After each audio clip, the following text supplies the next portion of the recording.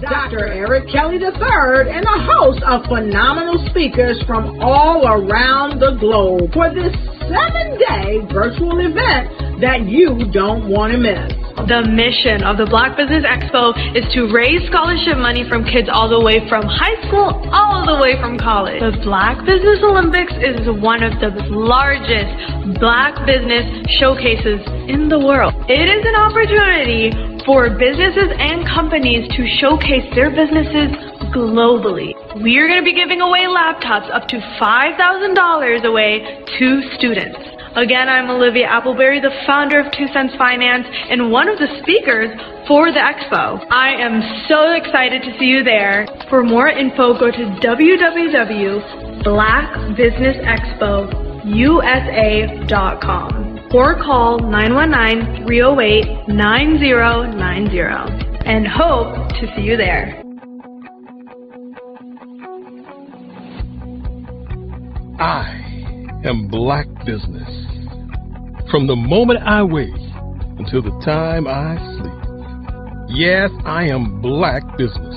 I am Black Business. Tell me, are you Black Business? I am Black Business. Do you support Black businesses?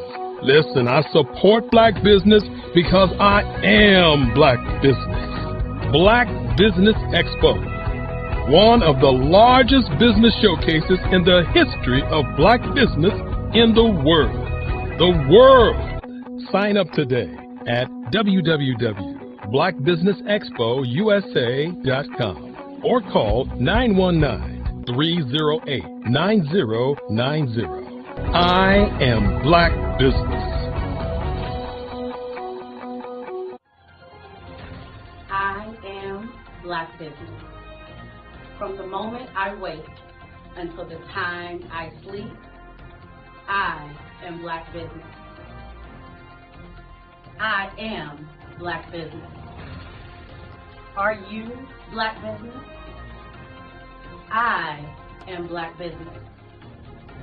Do you support Black businesses? I support Black business because I am Black Business. Black Business Expo, one of the largest business showcases in the history of Black America in North Carolina. Join Dr. Eric Kelly III and a host of phenomenal speakers from all around the globe for this 7-day virtual event that you don't want to miss. The mission of the Black Business Expo is to raise scholarship money from kids all the way from high school all the way from college. The Black Business Olympics is one of the largest Black business showcases in the world. It is an opportunity for businesses and companies to showcase their businesses globally. We are going to be giving away laptops up to $5,000 away to students. Again, I'm Olivia Appleberry, the founder of 2 Cents Finance and one of the speakers for the expo. I am so excited to see you there. For more info, go to www.blackbusinessexpousa.com or call 919-308-9090 and hope to see you there. I am Black Business. From the moment I wake until the time I sleep. Yes, I am Black Business. I am Black Business. Tell me, are you Black Business? I am Black Business. Do you support Black businesses? Listen, I support Black business because I am Black Business. Black Business Expo, one of the largest business showcases in the history of Black business in the world.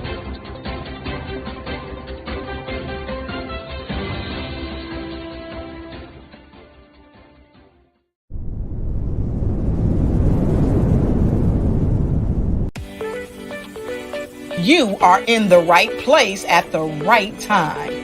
The Black Business Network opens again for its Black Business Olympics, a 24/7 broadcast on business, strategies, global branding, social media marketing, finance, advertisement, and much, much more. Featuring the top, most powerful entrepreneurs and speakers and thought leaders from all around the world as they gather together for this phenomenal event. Join the Black Business Network streaming live into the metaverse, STEM City USA, Black Multiverse, Pod TV, Roku, Hulu, iHeartRadio, Apple TV, YouTube, TikTok, Instagram, Google Podcasts, Facebook, LinkedIn, IBM TV, Spotify, and Twitch. Tune in today and be a part of this amazing movement. The Black Business Olympics welcomes you.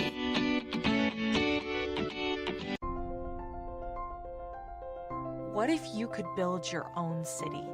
A place where every child can find nurturing people to help them achieve their full potential. A place where every adult can access job training support. Where health education is abundant. Where social justice ruled the land. A place without limitations. Welcome. You have arrived at STEM City USA. It is what every city should be. A safe and trusted community where you find people and resources to help you become everything you are and beyond. STEM City is unlike anything you have ever experienced. It is a digital twin of the world around you, only better. STEM City is about energy and soul renewal. It is more than a digital world. You can almost feel the power of live cultural events, music, and theater. STEM City promises a better future for children with caring mentors and hands-on activities with dedicated tutors to support our youth. STEM City is your passport to a healthy lifestyle with weekly events addressing our community's many issues. STEM City is your financial well-being with helpful information on wealth management, career advancement, job training, and so much more. STEM City is the community you deserve. It is the city where your dreams can come true. STEM City USA, a place in the sky that is accessible to all who reach for the stars.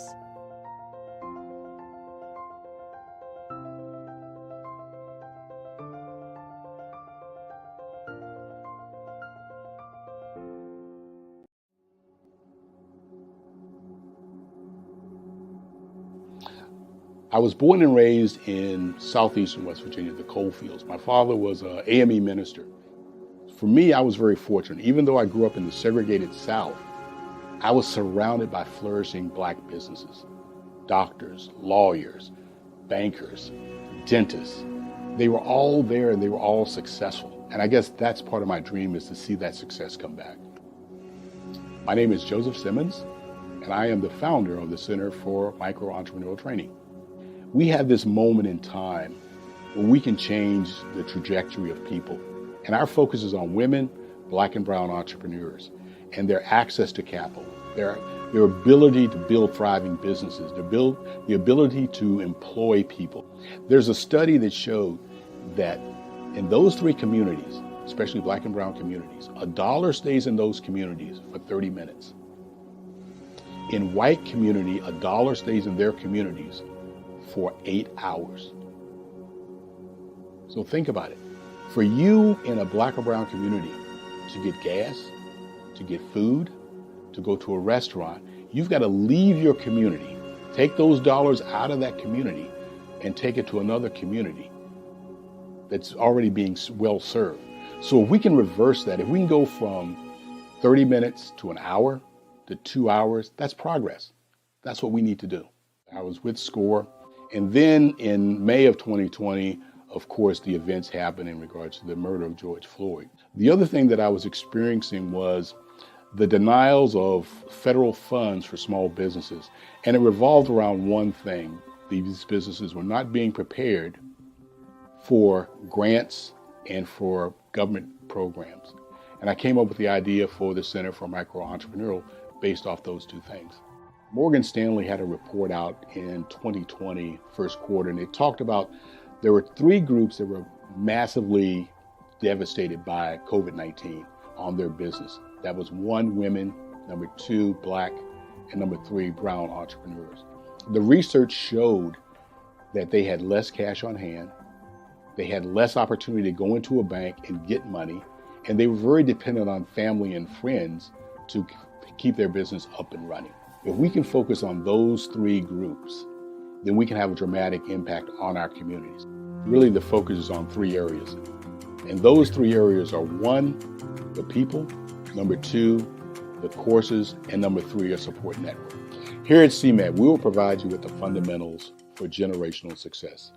And you will be creating a vibrant community by attending our 5-day immersive training course.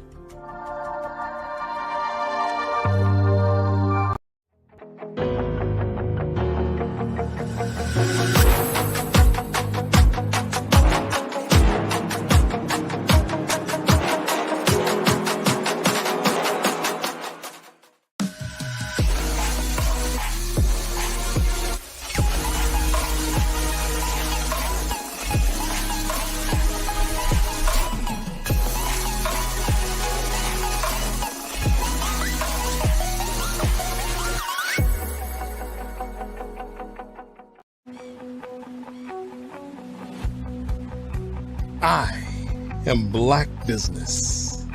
From the moment I wake until the time I sleep. Yes, I am Black Business. I am Black Business. Tell me, are you Black Business? I am Black Business. Do you support Black businesses? Listen, I support Black business because I am Black Business. Black Business Expo, one of the largest business showcases in the history of Black business in the world. The world! Sign up today at www.blackbusinessexpousa.com or call 919-308-9090. I am Black Business.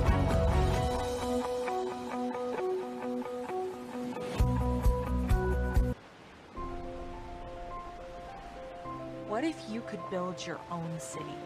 A place where every child can find nurturing people to help them achieve their full potential.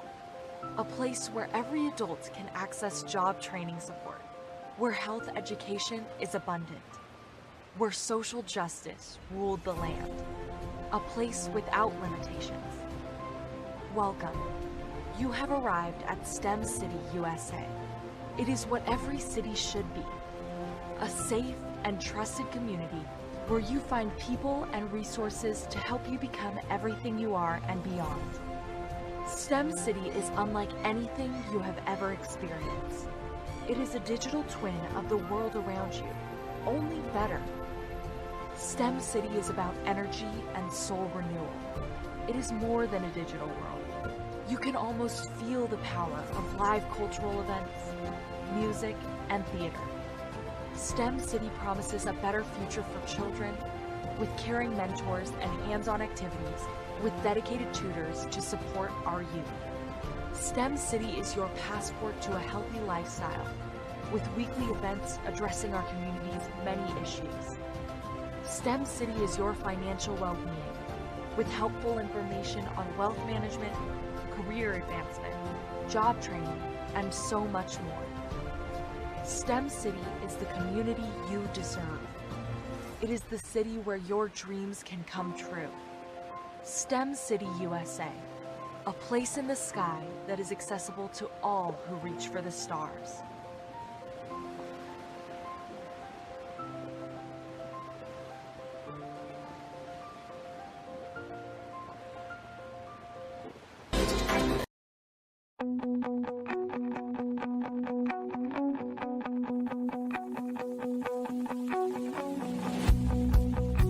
I am Black Business. From the moment I wake until the time I sleep. Yes, I am Black Business. I am Black Business. Tell me, are you Black Business? I am Black Business. Do you support Black businesses? Listen, I support Black business because I am Black business. Black Business Expo, one of the largest business showcases in the history of Black business in the world. The world! Sign up today at www.blackbusinessexpousa.com or call 919-308-9090. I am Black business.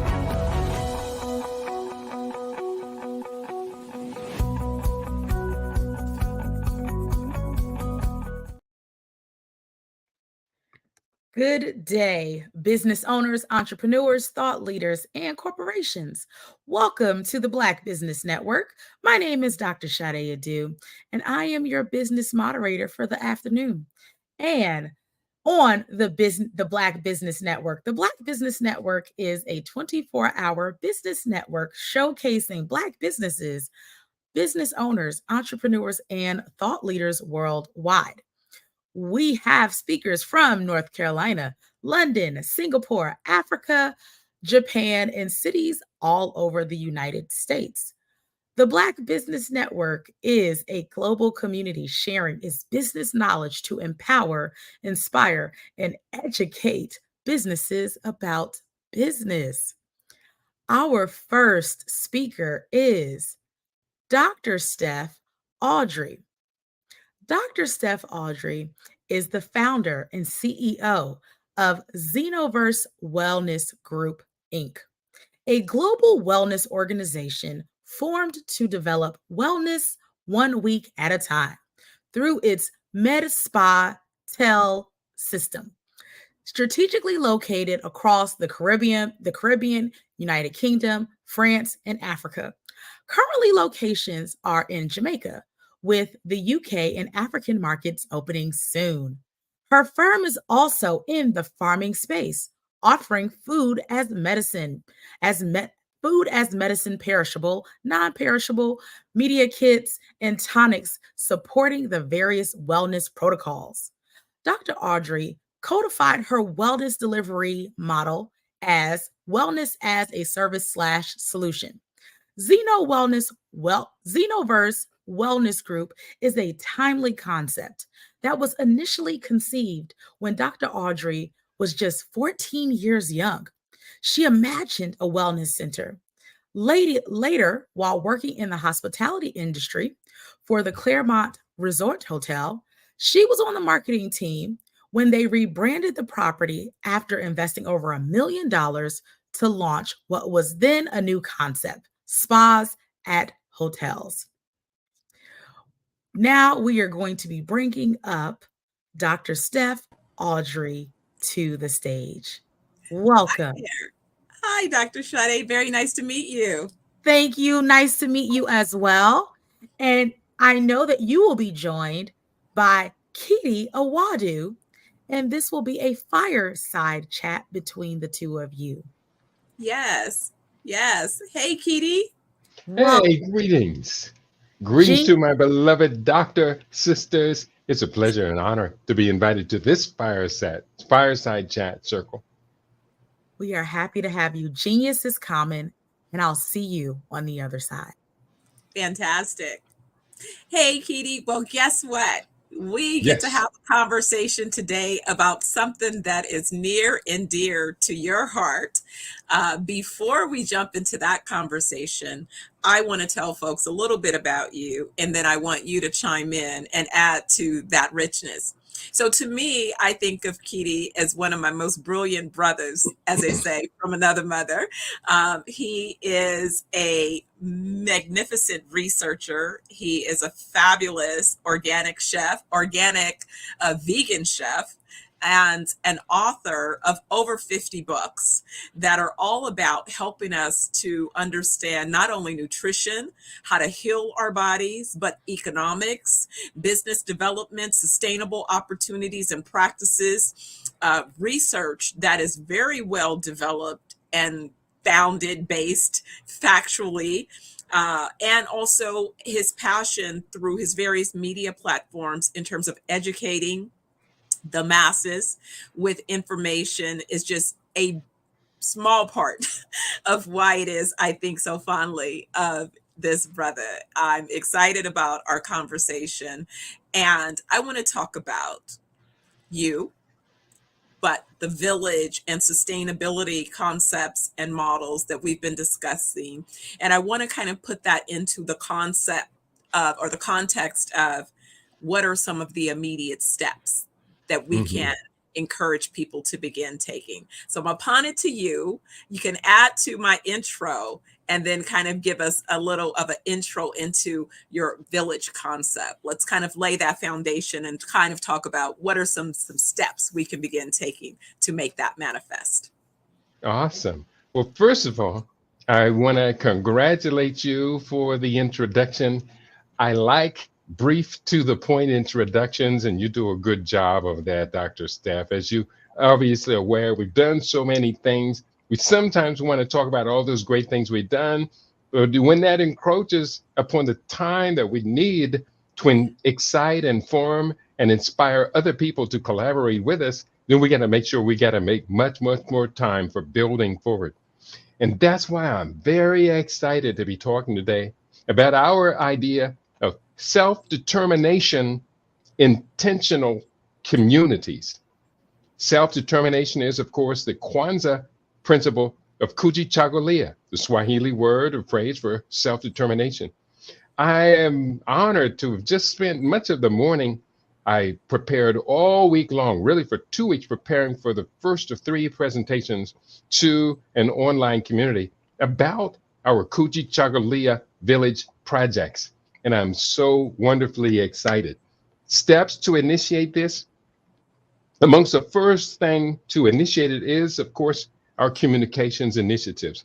We are calling for and engaging in right now a series of digital town hall meetings where like-minded people can get together, share our common values with a stated set of goals that would unify us all towards actions to consolidate those values to be able to transfer to our generation and future generations. So the idea of intentional communities, you know, this is not new for Black people in the United States and in other countries. In putting the story together of the Kujichagulia villages, I take us back 200 years to the 1820s through the 1920s, when there were at least a minimum of 200 intentional communities, villages, municipalities put together by Black people for the best self-interest of community. In the state of Texas alone, there were 357 documented settlements of Black communities who came together to build together, grow together, educate their children together, and create preserves where they could be as autonomous as their creativity and resourcefulness would put it. Doc, at this time, you and I share this vision, and hopefully by the end of our fireside chat today, a lot more people will be thinking about joining with others for collaborative projects we call Kujichagulia villages.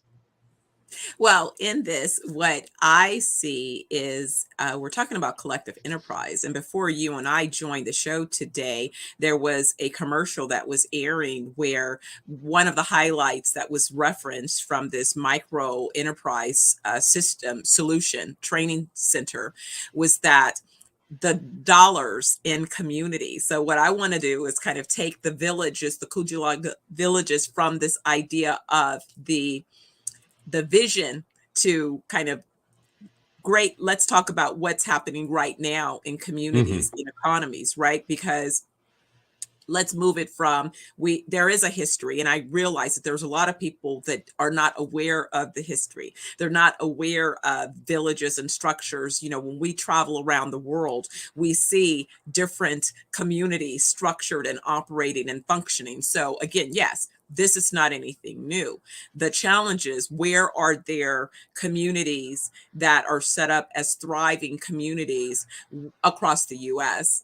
And also, how can we create partnerships and alliances with those communities that are functioning and formed in other regions of the world that might benefit from some of what it is we have? What I think we have in the US, those of us who are in the bucket of, those of African descent in the country. What we've had, if we've had an opportunity to participate in business and industry, is oftentimes we've gained a lot of skills and insights on how the US operates as an economy, how it sees itself as a thriving country, right? And you build a country, you build an economy so that you can sustain yourself. And even though some of those initial practices, many of those practices are built on, the basic pillars that every business needs, is you need access to some type of raw materials, you need labor, and you need capital. At the core, that's what every business, every enterprise, every community needs as a basis to begin. Now, the US and other superpowers decided that they were going to divvy up the world and put the world as their resources so that they would have unlimited access to resources, to raw materials, and then that instead of having to pay wages, that it would be better to use slave labor, excuse me, and with that be able to build out industry and sector without having to pay for those initial investments. Same thing with the raw materials, to go to other countries and overpower the people, the natives to those lands and those economies, and take it and then repurpose it for their own benefit, and then monetize that, and then create sustainable systems and laws and all of this infrastructure that would allow that to continue. All right, we're talking about villages that can be created. And I'm kind of saying, so are we looking to do that in the US? Are we aiming to do that in other parts of the world? Kind of, let's bring it down from, the vision to where is it being executed and planned, and how then can we put in place those initial steps? Mm-hmm. You made some very salient points during that introduction to the question, of which I gathered from it that we have, to too great extent, been only in a reactive position, responding to the game being played by other players who seem to understand the game and impose their will upon us. At this particular point, you and I realize the shortcomings of constantly being in a reactive state. So therefore, we shift to a creative, proactive state. Hence, we do make these plans of Kujichagulia villages. I'm glad that you mentioned about the connection of the villages to the land. Land, Mother Earth, is the source of being. Land with water is where life emerges and where life can be expected for continuity. So in the United States, where I began working on these visionary projects, we call Kujichagulia villages around 2006, 2008. We were able to partner up initially with 3 land holdings in Louisiana, near Colfax, Louisiana, which was the site of an 1873 massacre. The Colfax massacre occurred on April 13, where an estimated 150 blacks were killed during a terrorist mob massacre. Well, near there, the Kimball family has allocated their 74 acres of land for us to come through and build together as partners. 40 acres of land in Pembroke Township, which is about 60 miles south of Chicago, used to be a widely inhabited large black township, but has unfortunately been largely abandoned since the last major industries pulled out of the area and just left nothing behind. And then there was a 123-acre project, which took place in Druryville, western part of the Virginia province, where Baba Khalifa, as I know him, purchased the land where Nat Turner was born, immediately adjacent to the territory where Nat Turner's rebellion took place. And so we began building in partnership with them about the same time. Later, we took on a 4th project domestically, the Oyotunji African Village, which is the first part of a U.S. territory designated specifically for an autonomous African kingdom. So very proud. 4 domestic projects. Since I've been talking about it now, I've had 2 other people say, hey, I have, or my family has, large amounts of land that's largely become fallow, out of production. The Kujichagulia villages sound like they would be a good addition to the family's inheritance.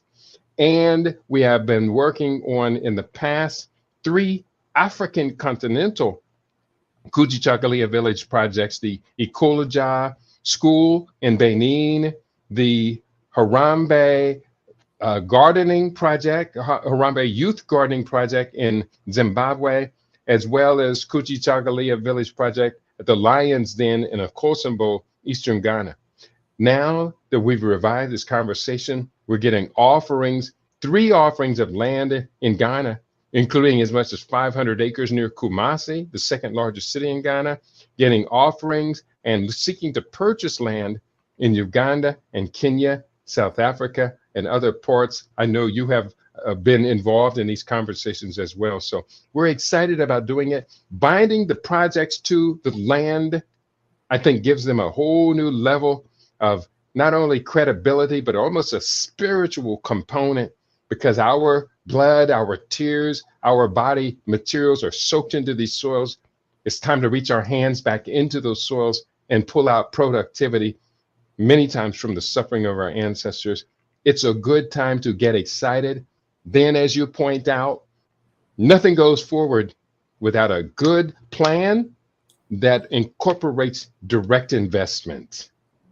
Absolutely. Absolutely. You know, as a real estate developer, that's the first thing that we do is when you look at a site, you determine what is the highest and best use for this site based on a myriad set of variables, right? It's not only what is the physical condition of that site, what are the resources immediately adjacent to those sites, what type of infrastructure exists, and then based upon those potential uses of the site, who's interested, who cares, who wants to live here, who wants to work here, who wants to play here, you know, who wants to heal here, you know, what are these particular uses, and who wants to be part of those uses, who wants to help to create and develop, you know, who wants to be part of the end users. And so as you begin to identify, you know, kind of that scope, right, then you could come up, then what is the schedule? And then what is the budget that's necessary? And then you could begin going through a particular process.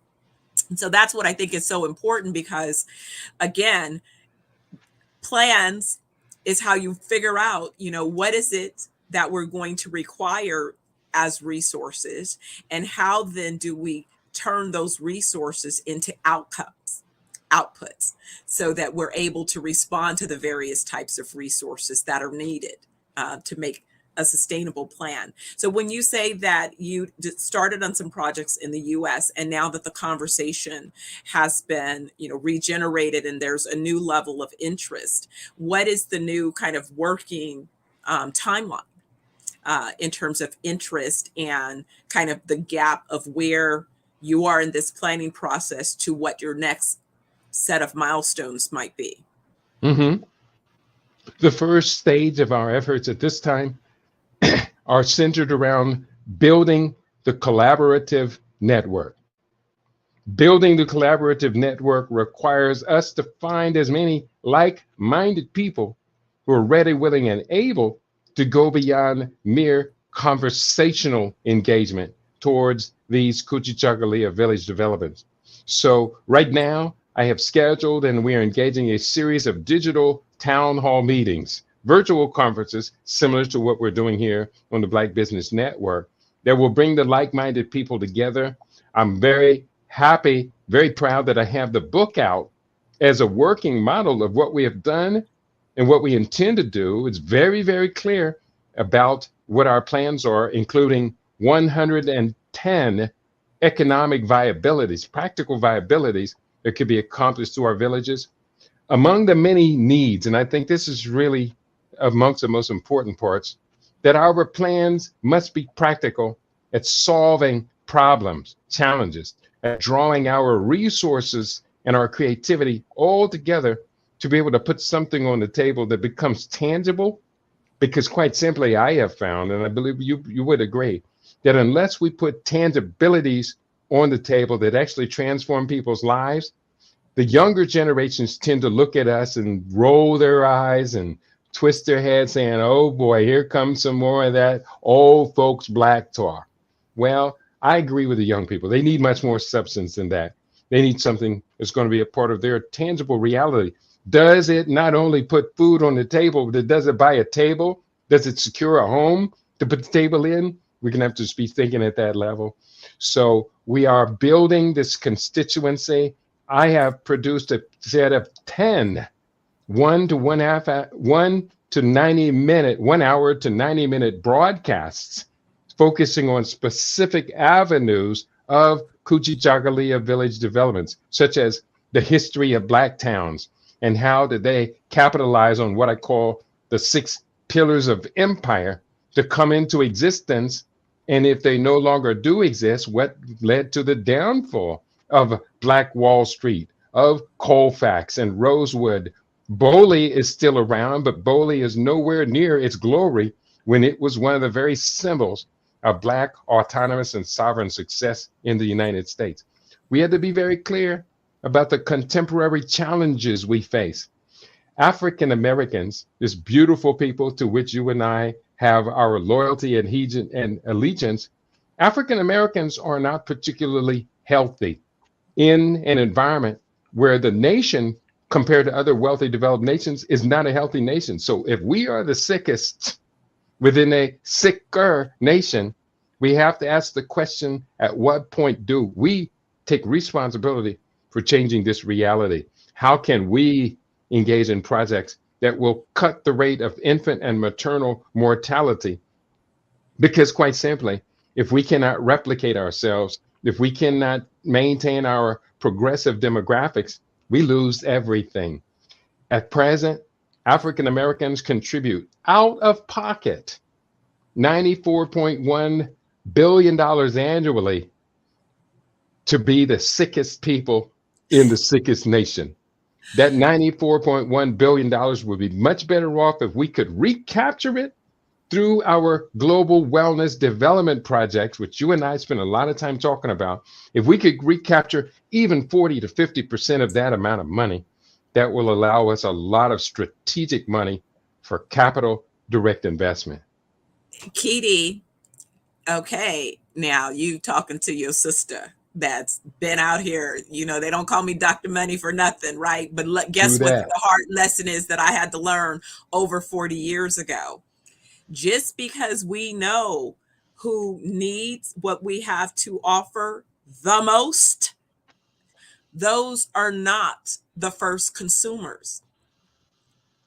The people that need what we have to offer the most are not the first consumers, because they are looking to everyone else for validation first.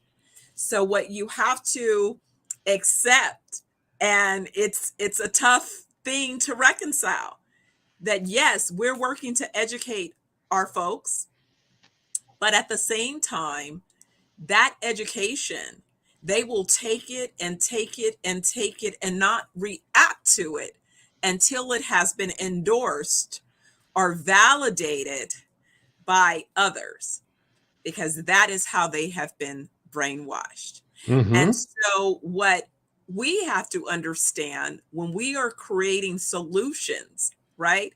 And we know who needs those solutions, we have to first make sure that we're sustainable, meaning we have to survive first. So we have to go to the markets that will pay for us to exist so that we can have enough of something to then really spend the time on educating. I was thinking about this, and maybe this will make it more clear. I was talking with Doc. He's in London, and he was talking about how he was going to treat several patients, but because in the UK, they have free healthcare. So most people don't pay out of pocket for anything. So even those that need his healthcare, they expect that he should come travel to them and perform his services for free. for free. For free. So he has to pay for his flight. He has to pay for his transportation. He has to pay for his housing. He has to be able to eat and food. He should be able to sustain his family for free. And then he has several shows that he broadcasts live, one of which he does 4 to 5 hours on a Friday for free. Well, the reality is that he will not survive for free. He can't continue to work for free. His family, his needs will not be met if nobody will pay him. He must be paid to do his work. And so he came to the realization in the comment, very frustrated. It's like, I have to pick different customers. I have to go to the customers who can pay for what it is I offer. I can't just heal everybody. And I was explaining exactly. That is why the number one mistake that we make is, and I made that mistake early on in business 40 years ago, but I learned quick and fast that if I wanted to survive in business, I had to pick different customers. I had to pick customers that had the resources and the willingness to pay for what it was I was bringing to market. And what say you? Wow. Wow. In the course of change in the world, and in the course of game theory, which I've been spending a lot of time pondering around this idea that everything is competition at this point. And those who have the lead in the competition have a tendency also to kind of crush their opponents who are just kind of realizing that the game even exists. But amongst the many things that we can bring to impact are what are called communications initiatives, also known as positive propaganda, as well as social engineering, meaning through a deliberate set of 26 policies, all linked together, social engineering, you create within the target audience a mindset that compels them to comply with your strategic plan, your game theory strategies. In the book Hidden Persuaders by Vance Packard, published in 1957, he included an essay by a social scientist from University of Virginia, Professor Philip J. Allen. And within their commentary, he showcased a 26-point plan for social engineering to create the kind of society that you scientifically have planned for. I'm not going to read that. I do include that in the book, Kujichagulia Villages, to understand, yes, we recognize we're coming from a tremendous deficit, but the tools exist for us to overcome this deficit. We have to just to apply the tools with enough persistence until we finally seize the momentum and can build on the other side of we're winners now. And we know we're winners, and here's what winners do. But these do require sufficient financial backing to constantly communicate the defined values that wish to be installed and instilled within the target audience, to be very consistent, to incorporate all of the major social institutions, education, religion, leisure time, mass communications, education. All of these are incorporated towards a master plan. I'm really excited about what all of my studies have presented for us to utilize at this particular time, because I'm convinced that for all of the problems, all of the challenges our people face, and they are no small set of problems, Kujichagulia Villages stands as perhaps one of the single most important methodologies for addressing all of these problems and challenges in a holistic way. Absolutely. Well, I think that it's important to have, this is, a lot of what people don't realize is that there's a lot of thought leadership, think tanks that are formed to study different topics, different elements, different interests. The Milken Institute. There's all kind of institutes that have been formed over the years, and they take on the responsibility of planning for whatever it is the focus. If it's something that they believe that's an endangered species, or, something that, we believe that is necessary as it relates to a raw material, plants, animal, humanity, all of these different things. And what has been lacking is a lot of focused study on what is it that would help support the sustainability of those of us of African descent, those of us who are, native to particular lands and areas and regions of the world, those native environments that oftentimes we were the cultivators of, which is why they're mineral rich and dense and all of these things, especially when we talk about the continent and why it's being pillaged, right? Why the narrative for those of us in America is no, stay over in America while we go over to the continent and pillage all of the resources, so that by the time you realize that you had something in terms of your family lineage there, it's gone, right? By the time you figure it out, we've already grabbed it and redeveloped it, and we've owned it, right? We've taken control of your, legacy, your inheritance, if you will. That's right. But I think that when you talk about this, Katie, that's where we have to break it down into a conversation that's as simple as, if I am a young Gen Z, a young millennial, and I have boomer or Gen X parents, and I am noticing that my parents have limited inheritance to pass forward to me, how can I begin now, if we want to use things like compounding interest or the advantage of being ahead of the curve? You invest when there is an opportunity to realize a gain on your investment. And that is typically before other people have already made the investment. So if you want to be a first mover, then you should be putting down money on land. You should be putting down money towards, if the village is getting 500 hectares of land allocated towards it, what is the big plan in terms of how those hectares are going to be subdivided? What is the ownership possibility?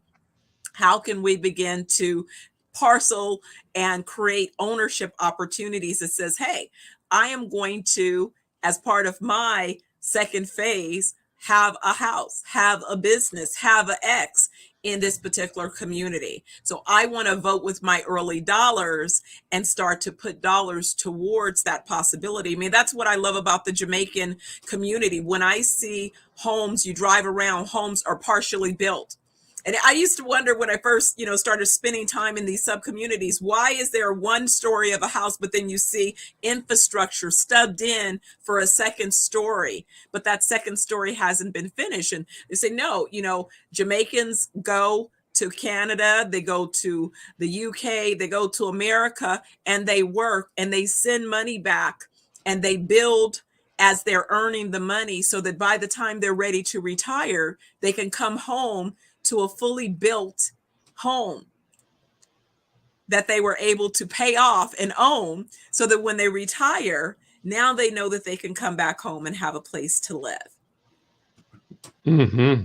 And I would think that this opportunity we would be planning and discussing in a similar fashion to help people understand that it doesn't magically manifest. I can be part of helping it manifest by contributing my dollars now towards this possibility, contributing my dollars now towards what kind of business and infrastructure is going to be necessary. How can I participate in building that infrastructure? What talents can I bring towards this overall possibility and help create a solution? Mm-hmm. As I was listening to talk, it reminded me that powerful nations didn't necessarily have the cash on hand to build their instruments and their foundations, their infrastructure of their national power. Many times what they had was a source where these resources would be coming. France did it, United States did it, UK did it. And by having access to where the natural resources would be coming from, then the banks in Paris, London, New York and other places could then begin to leverage their power in lending for future development, just as long as they were assured that those resources would continue to be coming.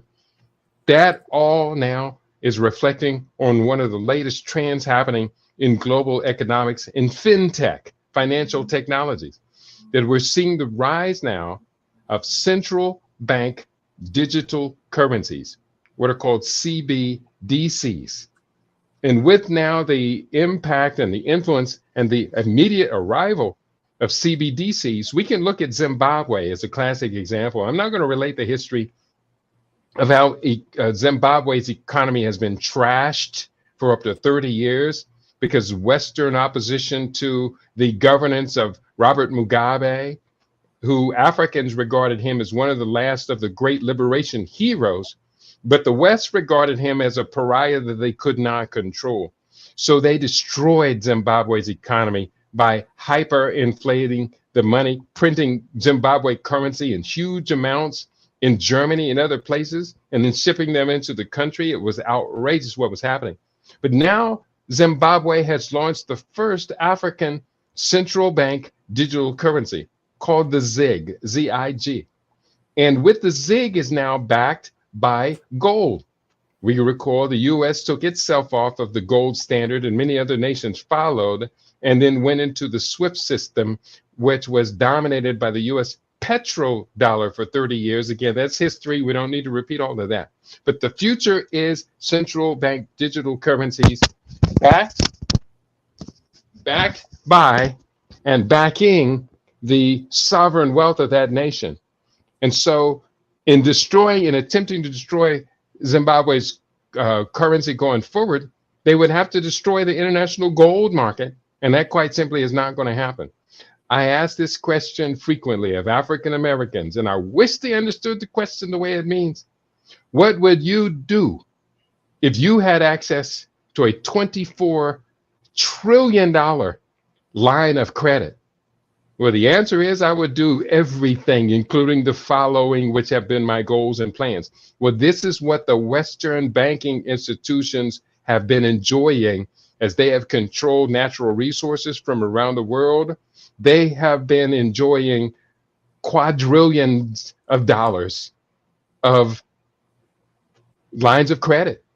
And they use those lines of credit to suck the money out of the working population, who don't work for fiat dollars. We work for labor added value in our currency, but the big banks take that and turn that into fiat currency. I hope that wasn't too complicated, but we're starting now to figure out global economics at a whole new level. Yes, but you touch on something that is critical. I mean, this is one of the things that I keep expressing in my other hat of business, Blue Diamond Capital, where I help to not only direct but advise companies around their commercial financing requirements, building out sufficient capacity so that they could grow. But capital is available in abundance. If it is that you're not successful with capitalizing your business, your vision, your business plans, it's because you're not understanding what it takes to access the capital, meaning that you're not presenting your business in a manner that can allow it to be capitalized. It becomes very simple, but it's information that you must know and understand. I was explaining this to an entrepreneur the other day. If you've been working as an employee and you think of capital from the standpoint of the employee, but now you're operating a business, you are not looking at capital through the appropriate lens. Because Correct. Capital for a business is very different than the realities of capital when you are an employee. As a business, you want an unlimited set of lines of credit, of access to resources, so that you can continue to sustain and expand your business when you have a viable business model. But that's what's required, is a viable business model. in order to attract capital and all of the resources necessary. So I think when you talk about these countries and the country plans and building out the village and building out the sustainability, we must understand those tools. We must understand and pay attention to how our countries repositioning themselves for growth. Yes, many are moving to digital currencies that are backed by gold. What does that mean? What is the translation of those of us that are dealing with fiat dollars that are no longer backed by, haven't been backed by the same things, definitely not backed by gold? What does that mean? Does that mean that there's going to be a shift in the values of those dollars? Is there really something more to this war between Russia? What is happening with China and their Russian alliance? What is happening with China, Russia, and the various countries in Africa where there's some type of communication? Oh, wait a second. What is happening with the UK? What is happening with France?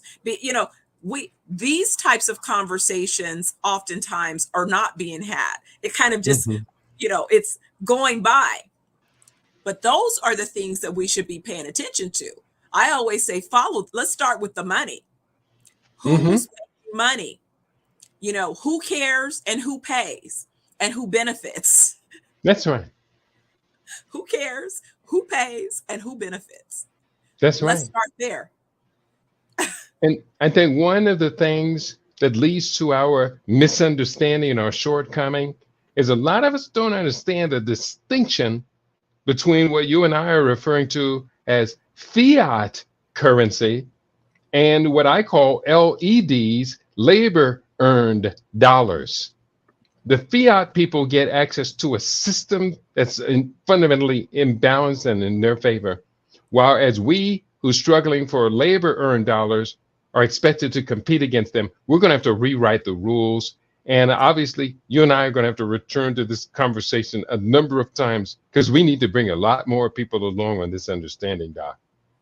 Absolutely. That's why I love every opportunity we get to, to speak, to discuss these ideals, because, for me, my whole thing is about, I get, let's make the big plan, but I'm all about, let's also get practical. What can we do today?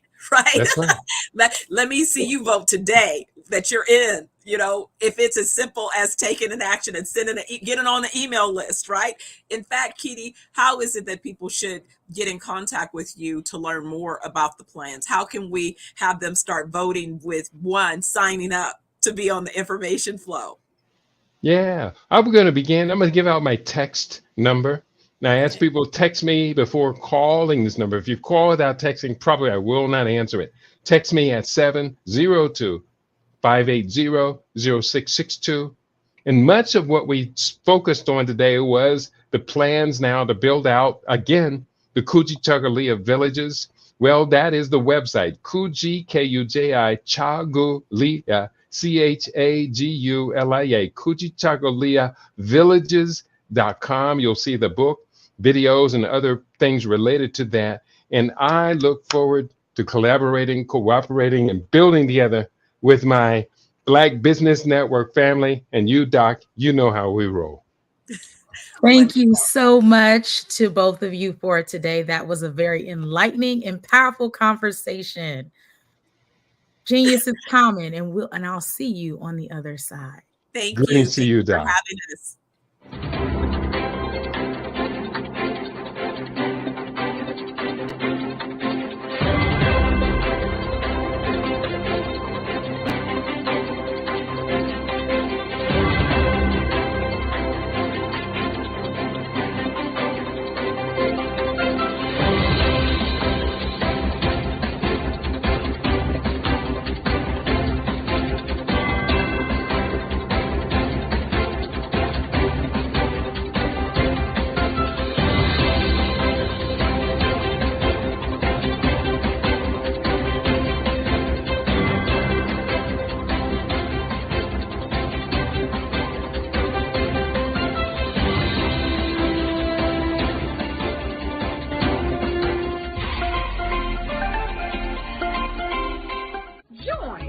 Dr. Eric Kelly III and a host of phenomenal speakers from all around the globe for this 7-day virtual event that you don't want to miss. The mission of the Black Business Expo is to raise scholarship money from kids all the way from high school, all the way from college. The Black Business Olympics is one of the largest Black business showcases in the world. It is an opportunity for businesses and companies to showcase their businesses globally. We are going to be giving away laptops up to $5,000 away to students. Again, I'm Olivia Appleberry, the founder of 2 Cents Finance and one of the speakers for the expo. I am so excited to see you there. For more info, go to www.blackbusinessexpousa.com or call 919-308-9090 and hope to see you there. I am Black Business. From the moment I wake until the time I sleep. Yes, I am Black Business. I am Black Business. Tell me, are you Black Business? I am Black Business. Do you support Black businesses? Listen, I support Black business because I am Black Business. Black Business Expo, one of the largest business showcases in the history of Black business in the world. The world! Sign up today at www.blackbusinessexpousa.com or call 919-308-9090. I am Black Business.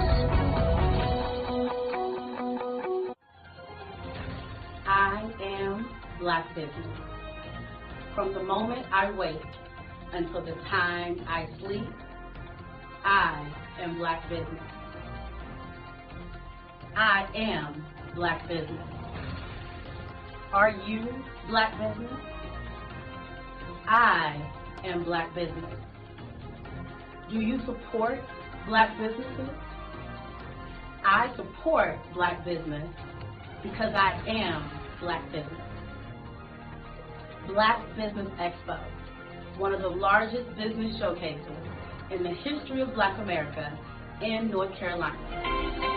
Join Dr. Eric Kelly III and a host of phenomenal speakers from all around the globe for this 7-day virtual event that you don't want to miss. The mission of the Black Business Expo is to raise scholarship money from kids all the way from high school, all the way from college. The Black Business Olympics is one of the largest Black business showcases in the world. It is an opportunity for businesses and companies to showcase their businesses globally. We are going to be giving away laptops up to $5,000 away to students. Again, I'm Olivia Appleberry, the founder of 2 Cents Finance and one of the speakers for the expo. I am so excited to see you there. For more info, go to www.blackbusinessexpousa.com or call 919-308-9090 and hope to see you there. I am Black Business. From the moment I wake until the time I sleep. Yes, I am Black Business.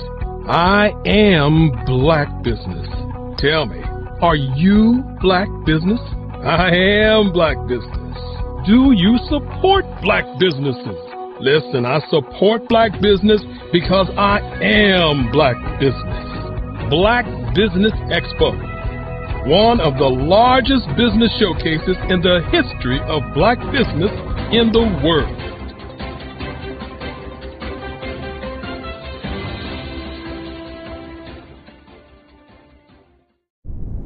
Over the past few years, we've seen the growth of existing and new initiatives focused on financial inclusion, building global networks, and reducing the wealth gap in response to the idea there's not enough seats at the table. Whether their outcomes are to increase the representation of Black executives on corporate boards, ensure an inclusive global economy, or to create new U.S. African commercial pathways, the strategies are often carried out by separate programs. The question is, should they be?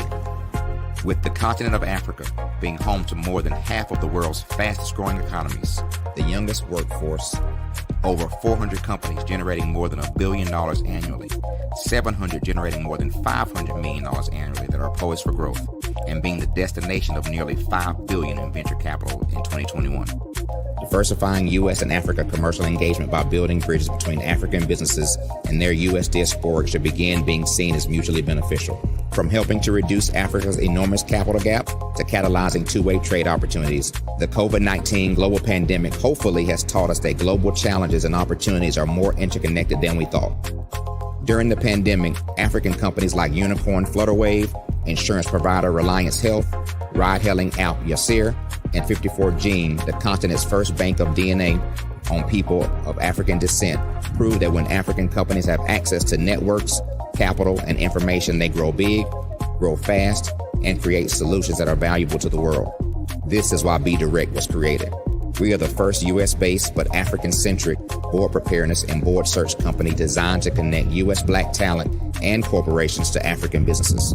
Unique and fundamental to Be Direct's success is our process of helping board candidates adapt their experience and networks to an African context before they're connected to high-growth companies that are looking to locally and globally scale.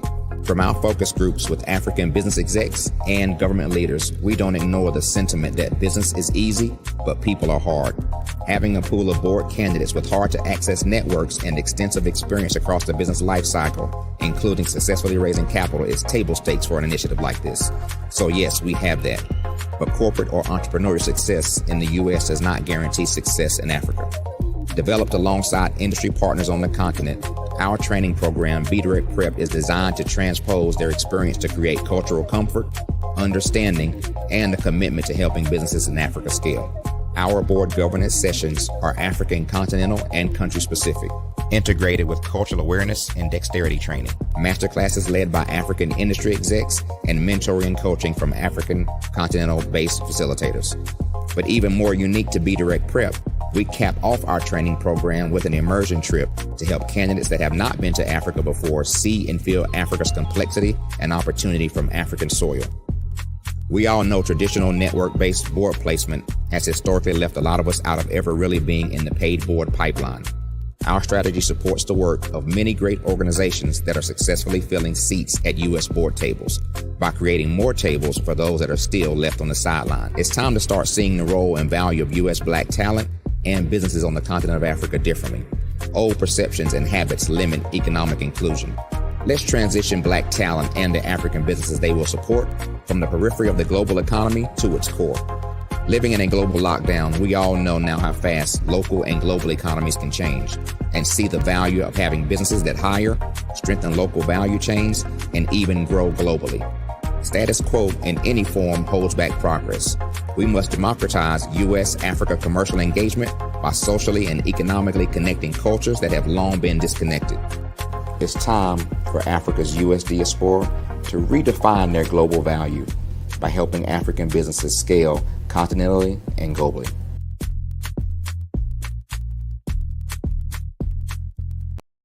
I am from Washington, D.C., but I was raised in Durham, North Carolina. I came to Durham when I was about 5 or 6, and then I traveled back and forth to D.C. because it's where my people are from. One of the unique things about my family is my mother, she's also an artist. She does quilting, and she does a lot of artistic things. And then my son, he draws with both hands, his right hand and his left hand like I do. So that's kind of a family trait.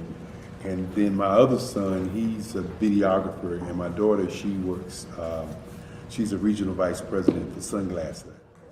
When you start out drawing and sketching, you want to continue to explore, each avenue. I do pastels, I do pen and ink, I do painting, I do acrylics. I haven't done oils yet, but I try to do all facets of art. What I say to a lot of times to people is, you can't put yourself in a box when you're an artist. You have to explore. And over the course of my life, I've tried to explore different mediums. I also do sculpture as well. I choose my subjects by the intensity that they have in their faces or the intensity that somebody is moving, because I do more than portrait drawings. I also do I do abstract, and then I do figurative drawing also. Well, what happened in this particular show is that I started out trying to come up with something that would be a little bit different than what everybody else is doing. So I was working on a Barack Obama show, and they wanted me to do some paintings of Barack. And so what I did was, because of the deadlines, I kind of did it kind of fast. And then I realized when I was doing it fast, I enjoyed it. And so then I started doing other pieces the same way, and I started to enjoy those pieces also. And so I came up with this particular style, and it's a style of lines and colors. And what's interesting is that when I was in college, I did a show called Lines, Colors, and I talked about the boldness of the blacks, the hotness of the whites, and this is how this has come about, later on in my life. And the colors comes from a lot of the entertainers that I work with, where they wear different colors. They don't wear, your plain reds or your whites. They wear different colors, and so that's also another piece of what's giving me the colors. The subtitle of this show is Faces That Speak Life. That's real critical. Faces that speak life. Each one of these pieces is a life source and a life energy that's being put on display for people that are looking at it. I always say in terms of my art, it's not important that I draw them. It's important what you get out of what I draw. I don't try to just draw it because you like it. People wanted me to do prints. I didn't do prints.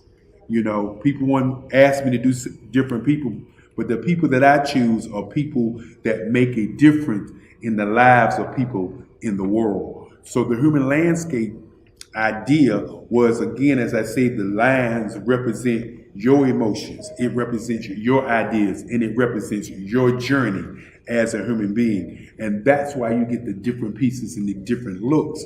And as you notice, I try not to do one look that looks alike another look. And that's what's the most important part of this show. Artist to me is a creative expression of something from nothing. It explodes onto the canvas, or it explodes on in my work. One of the things that I try to do more than anything is I try to just give the lines and the movements and emotions and expressions into what I do. Art really means to me a chance to express how I feel deep down inside. Most of my art begins as a thought that I might have, whether it's sports, whether it's history, whether it's a woman or a man. It pretty much starts as an idea of thought before I get into the actual image of what I'm going to draw. I do a lot of historical pieces. I was a history minor in college, and I love to do history pieces. And a lot of times I'm thinking about history, and then I try to make that history impact you as you look at it. That's one of the reasons I do pictures so large. People ask me, why do I do the pictures so big? And I tell them, I want the piece to impact them as they're looking at it, to kind of dominate them, dominate their space. And most of my pieces I try to do off page. I don't try to do anything that's going to be in those four corners or in a square. And I want your imagination to be a part of the piece that you're looking at.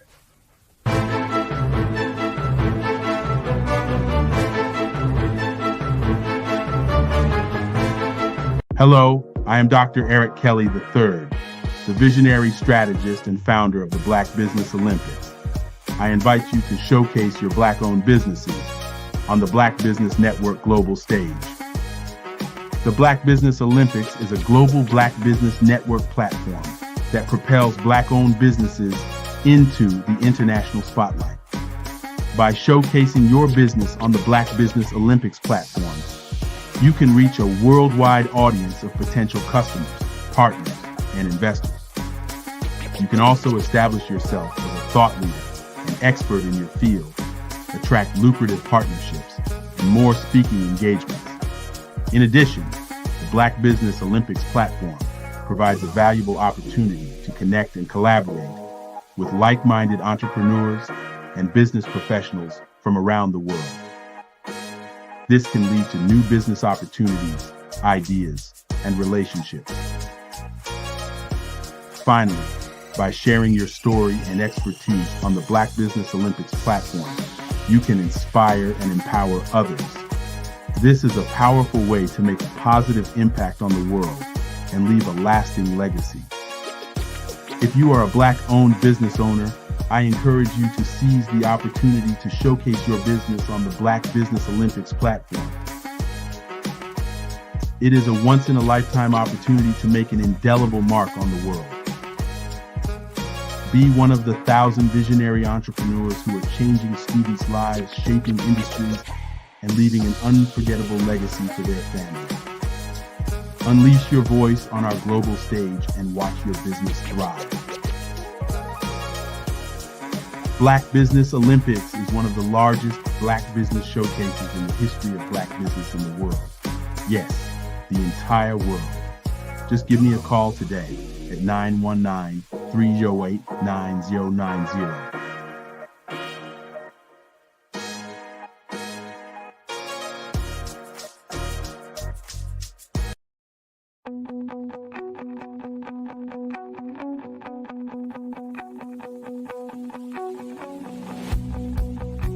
I am Black Business.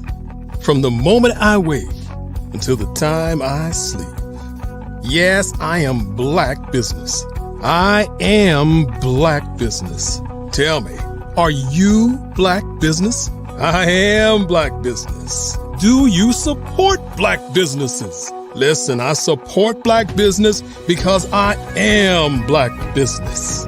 Black Business Expo, one of the largest business showcases in the history of Black business in the world. The world! Sign up today at www.blackbusinessexpousa.com or call 919-308-9090. I am Black Business.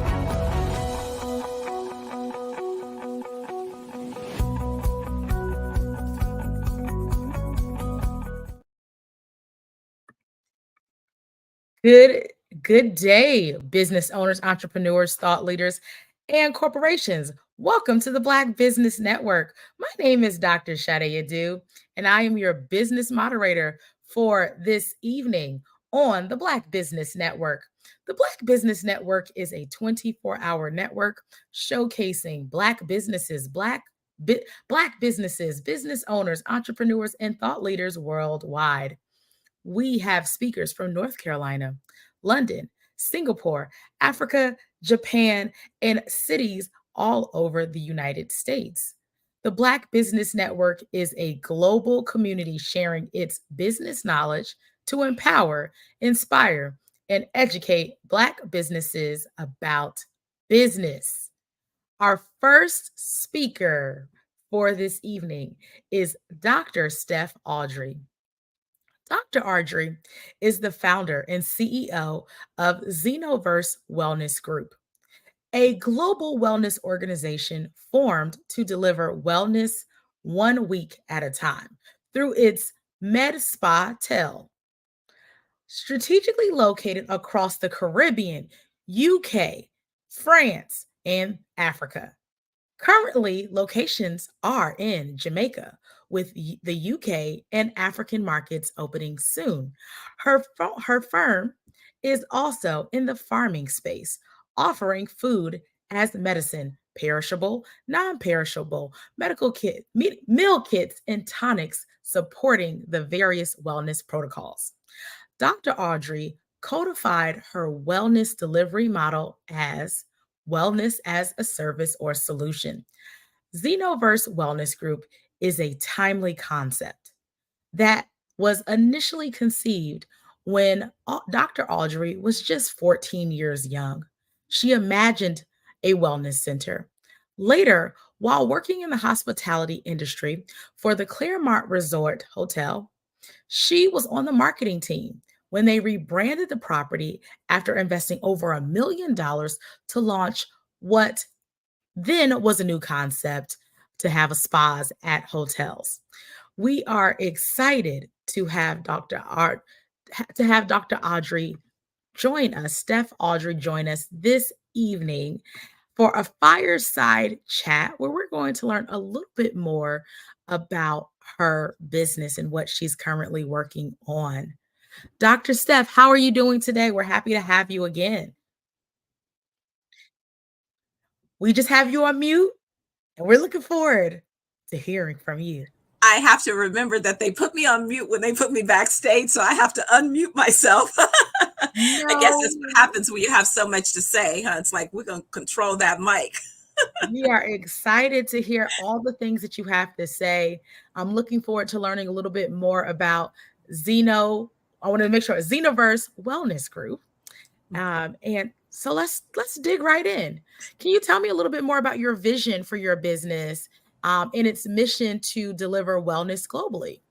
Absolutely. So many people, if I were to say companies, corporations, organizations that they're familiar with, you've heard of a company called Marriott Corporation. Mm-hmm. Okay. So I'm literally building the Marriott, but for wellness. So Marriott as a business is a hotel developer, owner, and operator, as well as they have a portfolio of other assets that they own. Mm-hmm. So Marriott not only have the Marriott brands, but they own brands like the W Hotel, they own the Ritz-Carlton, they own Four Seasons, they own a number of portfolio brands at different segments of the market. That's what Xenoverse is we're building out a portfolio of assets, but are focused on wellness, mind, body, and soul healing. And so these assets will be spread across the world.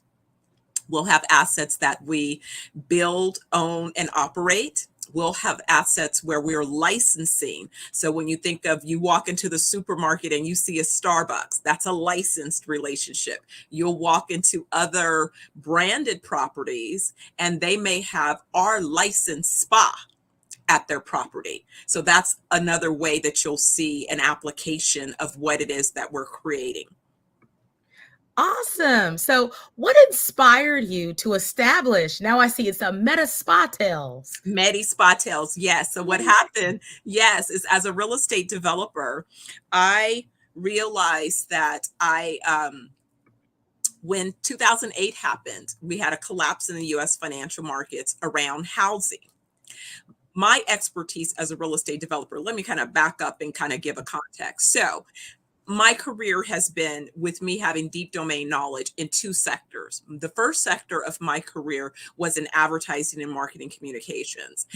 That's why I had the clients, like after working with the Claremont Resort Hotel, then I had Hyatt, Park Oakland, Convention and Visitors Bureau, California Health Department, State Department of Health Services, Cedars-Sinai, all of these kind of hospitality and assets. These were my clients. So I advised them on how to build their business and how to expand into markets.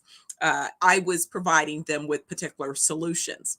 And then after that, I was advising the National Conference of Black Mayors. And so I was giving them advice on their various cities on economic development opportunities. But what I noticed is every time I would advise a mayor on a strategic plan, then the developers would come in and make money off of that plan. And I'm kind of thinking, so my plans have some value here because other people are getting paid. So if they're my ideas, how can I should be getting paid on executing, right? So it was pretty much the last, as I said, when I was ready to make a transition, many people heard about the Rodney King incident in the city of Los Angeles where he was beat and there was this big outroar. And so people were commented that the businesses were burning up their business and community. And that really wasn't the truth. The businesses were frustrated because they did not have access to capital.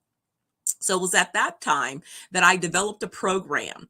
FAME, Urban League, and the Greater Los Angeles African American Chamber received a grant from the Small Business Administration. I created a program that ultimately I trained about 5,000 businesses on how to reposition those businesses for real growth. And typically businesses were not used to having access of someone like myself, because remember, I contracted with Fortune 500 companies like your traditional McKinsey's and other management consulting and major agencies. So if you weren't investing millions of dollars at a time, you wouldn't typically have the expertise of our team to support your businesses. And so most small businesses don't understand investing in strategy, which is sadly why many of them don't grow and scale. So anyway, fast forward. After advising these guys, I saw the opportunity in real estate development. So I transitioned from advertising to real estate development. So that's kind of the foundation of why this plan is looking at the data.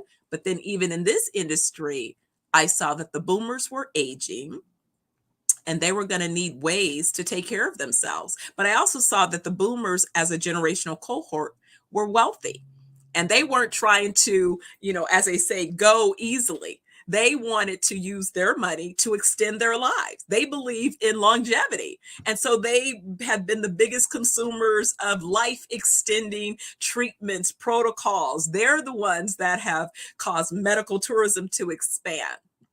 And so that was my recognizing that there would be a market opportunity. But since I've developed our business plans, what I see are not only boomers, but Gen Zs and millennials are adopting this idea of a healthy lifestyle and want to have opportunities to pursue preventative care.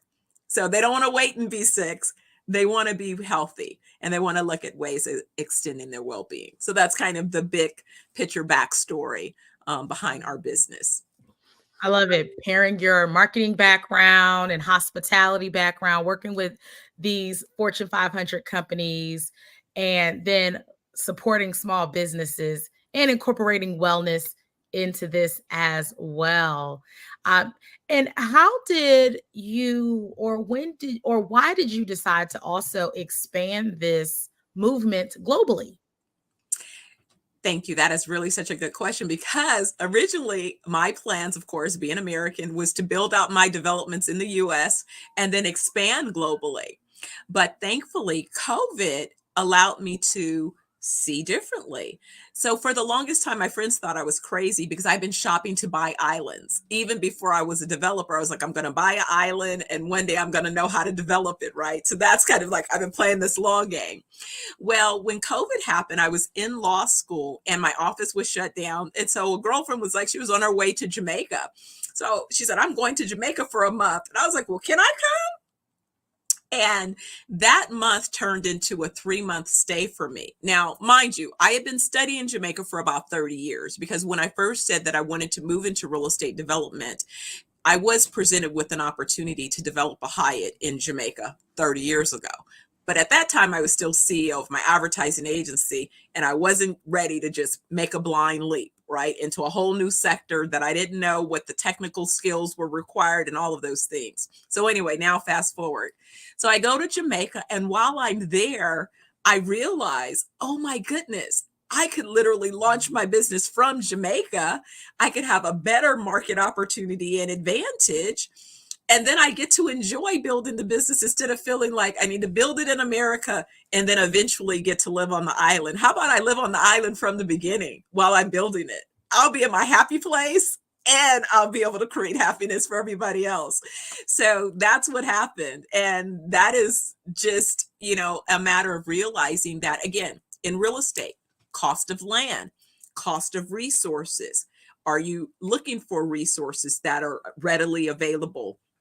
Natural resources, recognizing an opportunity that may not be an opportunity that is available someplace else, and so that's really what created the possibility. And I'm grateful that I was able to jump on the opportunity. Timing is everything. I love it. You lit up when you said I was able to just go to Jamaica for those 3 months. Yeah. We're gonna Yes, be if the world is gonna shut down, let's be shut down on an island, a beautiful yes, island. yes. Oh my goodness, it was so great. I mean, I ended up literally spending most of the last 3 years in Jamaica. I spent more time in Jamaica than I did in the US. Between Jamaica, the US, I went to Cyprus, I went to Italy, I went to France, I went to, all of these places looking at sites. I'm on my way back to the Bahamas to meet with some more money folks, and then we're on our way to Senegal. So, I mean, it's like, yes. I love it. Part of wellness is happiness. So I'm happy that you are happy. That makes it so exciting. Speaking of this wellness movement that you are creating, what differentiates you from other wellness organizations that are in the marketplace? Absolutely. So I think it's a lot of what it is we've not only determined as our treatment protocols, but so my chief medical and research officer, Dr. Aubrey Oliver, is my partner in executing these business plans, and he is a functional medicine physician. And so he has been treating patients for the last 15 years, developing his practices and protocols. And so what's happened is after you have about, you have 15 years of patient experience and outcomes, then you begin to really see that what you know as solutions to address sort of lifestyle chronic conditions, that these outcomes are real. And so that really was, I would say, is the blessing as we met while I was in Jamaica back in 2020. We met at a meeting about those of us who were looking to produce wellness resorts in Jamaica. The thing is that I was not on the guest list, and I didn't even know that that was the purpose of the meeting. I just happened to be a tag along and popped in the room where they were going to be meeting to get some water. And then somebody told me to stay. And then I learned the purpose of the meeting. And then it was like, oh my gosh, she's the reason that we're meeting. And I'm like, who knew? So that's when you know that there's some divine intervention in all of this. But that's part of what makes what it is we offer unique. Our team, when you go to a spa, you expect to see licensed estheticians providing spa-related treatments, but you're not always receiving treatments from practical nurses or nurse-guided treatments or medically formed nutritional plans. You're not getting those types of solutions. That's what we provide. That's why we know when we get you there in that 7 days, we can guarantee that you're going to get a proper detox to your gut that was formulated for your gut. It is not going to be a one-size-fits-all solution. That is why we know once we address your gut needs and then start to provide you with phytonutrient, nutritionally dense foods to replenish your body after your gut has been stabilized, that you will be knocking on our door trying to come back. We won't have to beg you to come back. We get you there in that first 24 hours and everyone's already trying to rebook their next wellness week because you start feeling so good. And once you start feeling good, there's nothing like feeling amazing. I like how this sounds. I'm like, oh, I want to feel amazing. I know the people watching, we want to feel amazing. We want great gut health. Dr. Shade, let me tell you, I reversed my body from where I was in August to, so typically, all of the things that so-called as you mature, middle-aged woman, what you're supposed to experience. I reversed my body back to my 25-year young self. No middle-aged woman, anything. No, what is that M word? I should be having what? Menopause? I don't know nothing about that. Oh, I should have hormone. I don't know anything about that. Oh, I should have I don't know anything about that. I take no prescriptions. I never had to take any prescriptions. I have all of my energy. I have the weight that I was when I was 25. I weigh 127, between 123 and 127 pounds of muscle. So 10 years ago, I was 25. Well, let me just tell you, I went to my 40-year high school reunion last year. Now, I love it. And I just saw a photo of myself 10 years ago at 25, and I was like, I don't look the same. I wish I had that 25-year-old energy. So I know that the people that are watching this, we want to know a little bit more about some of the wellness protocols that your organization offers. What can we purchase, or how can we be support what you're doing when it comes to our overall well-being? We know that people are living longer. We know that more and more people are dying from preventative diseases, and people who look like us are dying from preventative diseases that we can reverse. So what are some of those wellness protocols that people can benefit from if they, patronize your organization? Absolutely. The very first thing I say that we really do start with detox. And let me tell you why. But first, we do a personal assessment. So the very first thing that we do is we do an assessment. The assessment takes about 30 minutes, and that's with a nurse practitioner. And it's a non-invasive assessment that's literally scanning your body and your organs. So when I did the first assessment, we found out things like my brain, I was being poisoned by hair dye and cortisol release, stress from being a type A personality. Now, come on now, right? I understand. We're running the business, we're advanced degrees, we're parents, we're running households, we're volunteering in the community, we're at the church, right? But when are you taking care of you? And when are you considering that all that movement is not allowing your body to be in balance? And that at the same time, there is a chemical release that's happening internal to your body. And so deodorant, I stopped using deodorant. I don't use body lotion. I don't buy any of those things. Everything that I use is from a natural source.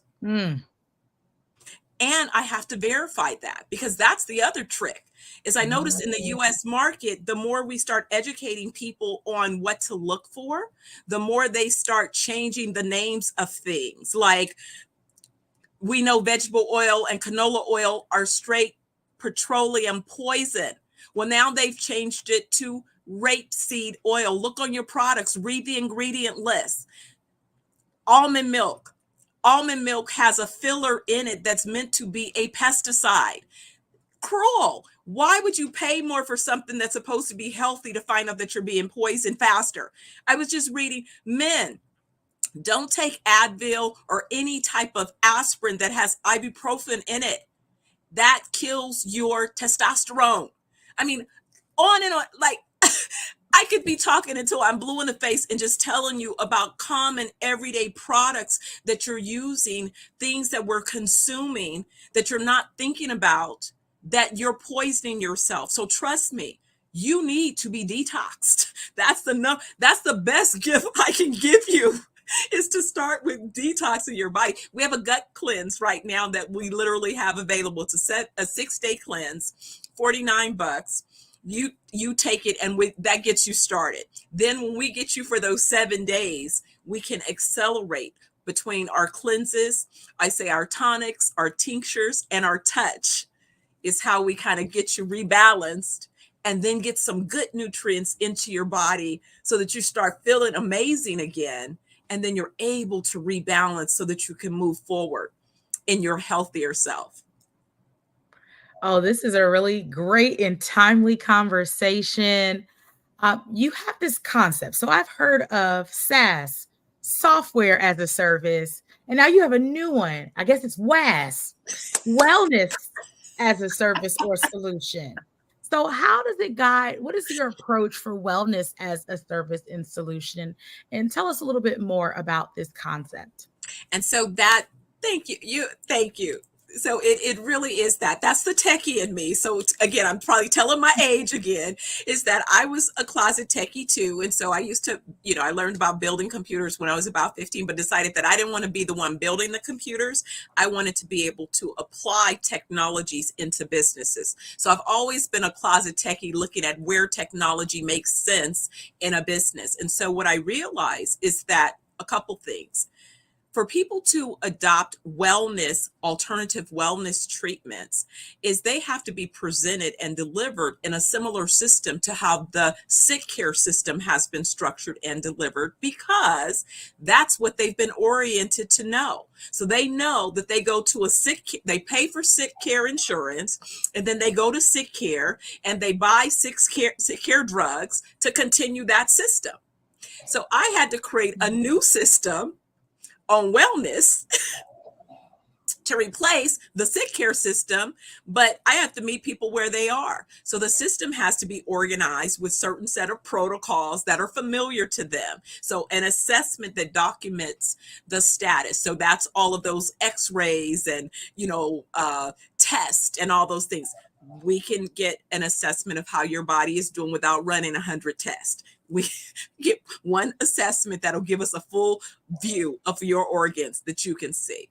And then with that view of your organs, now we can tell you, here are the things that we believe we want to do to help those organs begin to heal themselves. So let's document that journey. So what we do is we have a technology that's going to allow us to capture not only your medical history that you want us to be familiar with when you come, but also the protocols. What is it that we're recommending for you?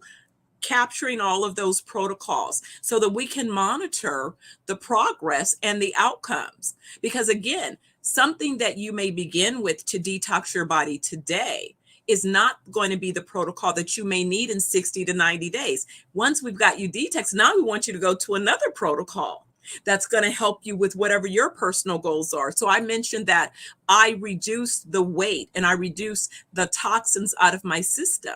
But then I wanted to regain natural weight, healthy muscle. And at my age, it becomes more challenging to develop that muscle. So I have to be very deliberate about what protein I'm using, how much protein, when I'm consuming that protein. Again, so that I can then couple that with my physical efforts to then begin to develop those muscles. So we're codifying those physical treatments as well. And then lastly, the herbal remedies. Again, a lot of times why people don't take herbal remedies is they don't know how to dose them. I'm codifying how we dose herbs so that you'll be able, just like the sick care folks, to formulate. We'll know if you have this ailment, our AI activated system will go boom, boom, boom, boom, boom, boom, boom, boom, boom. And then based upon your particular allergies, sensitivities, then this is the formula for Dr. Sade to have to address her particular concern. And then let's validate that that really was the right formula, because you're giving us real-time feedback. Okay, yes, I am feeling better. Oh, yes, I did see this. Or no, that kind of didn't land. Let's figure out what's going on so that we can tweak it so that you can get the ultimate outcome. I love it. I love the incorporation of AI into wellness and how you're creating custom remedies for people using natural sources. And speaking of remedies and ways of being, let's talk a little bit more about food and how food plays a major role. And you talked about some of this, the medicines and even some of the food poisoning us. How does food play a role in your wellness protocols? And how does your farming initiative support these efforts? Well, what's so tragic is we have learned that several people have decided that world population is too significant. And so they decided to take it upon themselves to determine, one, who we don't need any more of. So they picked certain populations, certain communities, certain ethnic groups and said, we don't need them. So let's just poison them. And you can see this when you go through. Let me ask you this. Have you ever been driving down the street and you hit an intersection? At one corner is a church, the other corner is a liquor store, the other corner is a dialysis center, and across the street is a fast food chicken joint. I'm pretty sure I have. All right. And then you go into some other zip codes and you do not see none of those things in those other communities. You wonder why that is? That is not by accident. That is deliberate design. Or you go to a community, you go to buy groceries. I was stunned. I went to buy groceries in a high-end zip code, but it happened to be high-end African American dominated zip code. And I was stunned that when I bought the fresh meat, you break it open and it was brown on the inside. And I was like, so I took it back. Clearly the people were looking at me like, what's wrong with you? And I'm like, no, no, no, no, no. I lived in the marina. I used to buy, it never was brown in the center when I opened it. So no, this is not acceptable. And then when I realized that that's what they do, because they really redirect the old meat to certain neighborhoods, the old vegetables to certain neighborhoods. So you're getting the worst of the worst of the worst, food deserts. So now you have the worst food, you have the worst produce, you have limited access, and what you have are mostly fast food joints with what was vegetable canola, now rapeseed oil, which is basically petroleum oil. You are exactly correct. Especially if you're living in other countries, you notice that there's certain things that are banned in those countries that are not banned here food wise. And you go to the markets, the food is fresher, the food expires. You are definitely on talking about something that's important. I come from a family of farmers. On my mother's side, we have some farms. And part of your mission is supporting this horticulture and entrepreneurs. So let's talk a little bit more. I want to go more into this food conversation and your commitment to training and developing entrepreneurs and farmers. And what is some of your vision with supporting entrepreneurs and farmers? Absolutely. And again, thank you. Such a wonderful question. So what I realized when I went into Jamaica was two things. One, I noticed that all my years going there, that back when, remember I said they wanted me to do a Hyatt, and then I was like, no, no, no, no, no. So when I finally visited the island, what I noticed was you had several big organizations, and they maybe hire 5 Jamaicans. But then if you drive around the community, you're like, wait a second, what about the rest of these people who are starving and hungry and don't have an opportunity to participate in tourism? Tourism being the biggest economic driver of the island. So then I was mad. I'm like, how do these big organizations hire 5 people and then take all the money out of the country? That's just ridiculous. Why would anybody allow it? So when I decided to create my business plans, I said, I have to be able to create an ecosystem and contribute to the growth and development. So I spent time going and learning these sub-markets, meeting the entrepreneurs, meeting them where they were in their communities, and learning about them, learning about their perspective, learning about what they see as opportunities and what they experience as limitations. And once I gathered that data, it validated that I could literally solve their problems by expanding this ecosystem to help them have access to the big corporations that I'm going after. So here it is. We're going to be calling on a corporation that's based in the US. They provide 11 million meals a day. Ooh. And they oversee 1.9 billion square feet of dining spaces a day. 1.9 billion square feet of dining spaces. Ooh. So think of the volume of ingredients that they require at these various facilities. So by building this ecosystem and training up these farmers that would not normally have access to those clients because they don't have their business structured properly, they don't have all of the shipping and all of the other things that they need to have in place to really go after a client of this size and scale. They need help. We are basically incubating and accelerating those so that they could participate, but more importantly, structuring those organizations appropriately so that they can become sustainable organizations. This is wonderful. As a seasoned real estate developer, how has your experience in commercial real estate influenced your overall wellness and entrepreneurship journey? It was the perfect thing. It was risky for me to transition out of advertising and marketing communications because that's what I knew, and I was, pretty brilliant as a strategist. But I thought if I became a real estate developer, if I gained the technical expertise, I thought I might be good at it. And I'm so glad. It was risky, changing my career, but I'm so grateful that I did, because I've spent now the last almost 28 years of my career in real estate development, and I absolutely love it. It requires that you have an awareness of not only local markets, but you need to understand everything. You need to understand what's happening in a local community, where the land is that you might be considering for development. You need to understand what's causing that economy to thrive. Who are the people?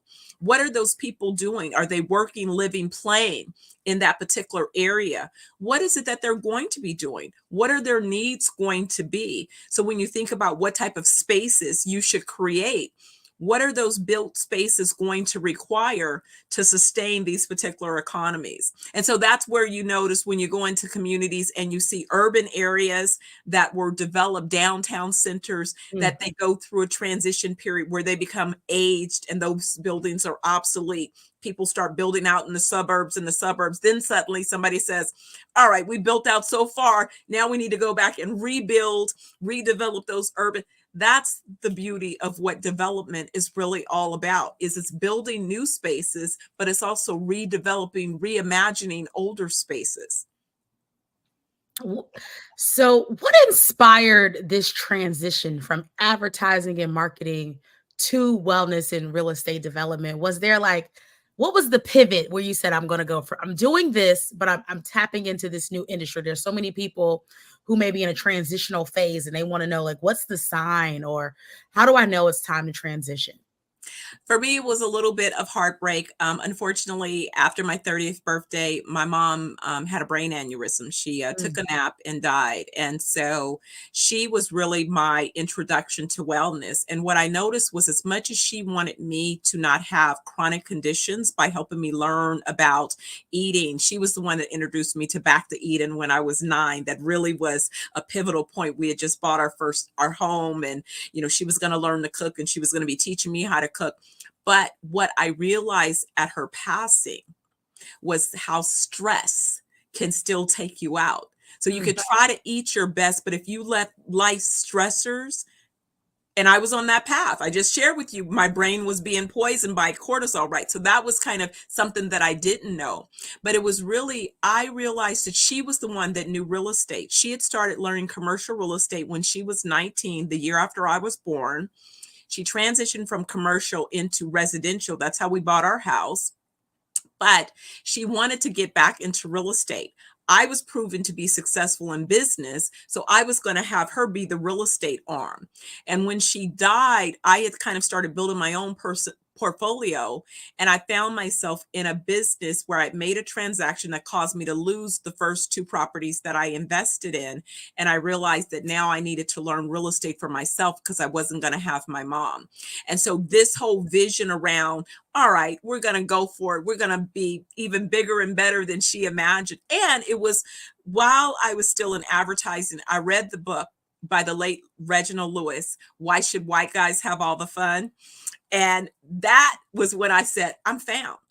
That is me. I see myself looking at real estate, being able to come up with not only the real estate, but the use of the real estate. So kind of having both of those elements, because I had the strategy in the business, not just the real estate. What do you do with that real estate to make it have a value?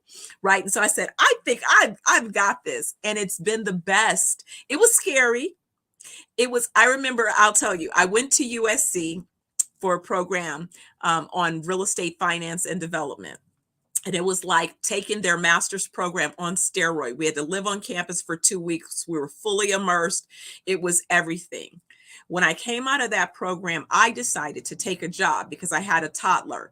And instead of launching another business, I had just come out of having a business, 8 offices, 400 employees, and operating at a level where I didn't even know where I would wake up half the time. So I was like, I'm happy to not have to make payroll. Just give me a executive deal. Let me be able to go home at night. Let me take care of my kids. So that was the decision that great decision for me at that time. But what I got to see is being in an organization where we were very well financed. I got to cut my teeth on $150 million development deals. Whereas if I had started as a small independent operator, I would have had to start on much smaller deals, so I got to control billions of dollars. So my whole real estate development career has been from the standpoint of being at $1 billion level in directing assets, and then transitioning that into creating my own business from that template, which was very much what I did in the advertising world. I work with Fortune 500 companies. I work with category leaders. So I learned how the leaders in each sector, how they conducted their business. I learned how to be a winner. And that then is what I took and incorporated into this business and the overall vision around not only building out our portfolio, but helping others to do the same. This has been an amazing conversation, Dr. Steph, Audrey. We get to be on here for more hours. I want to say thank you so much for your time today. Genius is common, and I'll see you on the other side. This has been amazing. Thank you so much. Thank you for having me. The Black Business Expo is on a mission to raise funds for high school students going to college for K through 12. The expo is a fundraiser for students. You may go to blackbusinessexpousa.com to donate to the scholarship fund, or you can use the Cash App that's on the screen below and say $BBX USA. Our goal is to give laptops and up to $5,000 to 10 students. Students can register online at Black Business Expo USA.com. Every dollar counts. So we want to remind you to donate to the scholarship fund. We want to thank our Black Business Expo USA sponsors: NC100, Moody Capital Partners, Suede Soul, Lotus Rich Coaching and Training, Virginia Carolina Minority Supplier Development Council, Step Management, The Hello LLC, Barbara H. Smith, Margie McLean Foundation, Genius is Common, Earth Essentials, 5-Star BDM Media, Milani Shaney Global, Executive Women's Success Institute, the Quality Coaching Company, Superwomen Business Services, Creative Force Studios, Lee Entertainment, Artistic App Design, Black Business Expo USA. Genius is common, and I'll see you on the other side.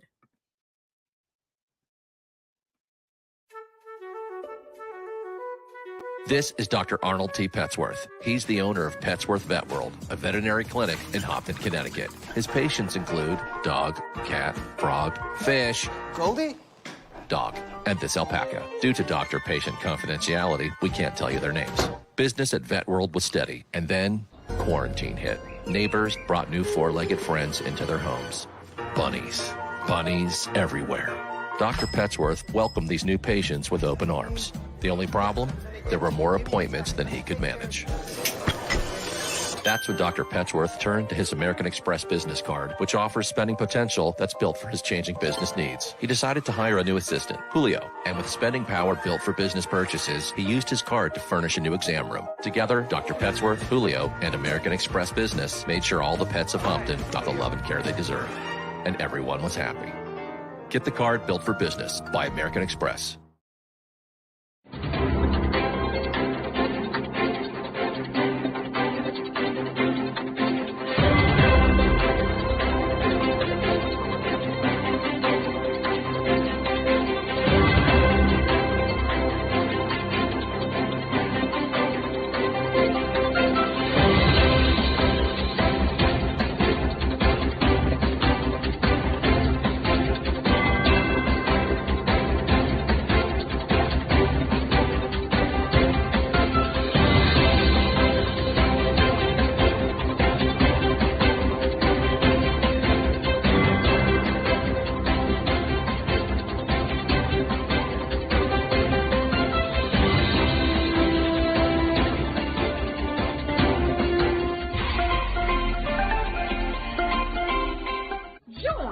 Dr. Eric Kelly III and a host of phenomenal speakers from all around the globe for this 7-day virtual event that you don't want to miss.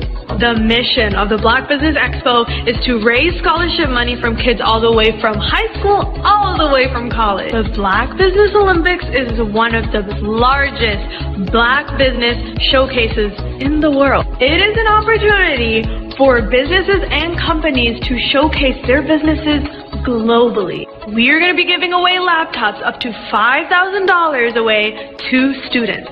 Again, I'm Olivia Appleberry, the founder of 2 Cents Finance and one of the speakers for the expo. I am so excited to see you there. For more info, go to www.blackbusinessexpousa.com or call 919-308-9090 and hope to see you there. I am Black Business. From the moment I wake until the time I sleep. Yes, I am Black Business. I am Black Business. Tell me, are you Black Business? I am Black Business. Do you support Black businesses? Listen, I support Black business because I am Black Business. Black Business Expo, one of the largest business showcases in the history of Black business in the world. The world! Sign up today at www.blackbusinessexpousa.com or call 919-308-9090. I am Black Business. I am Black Business.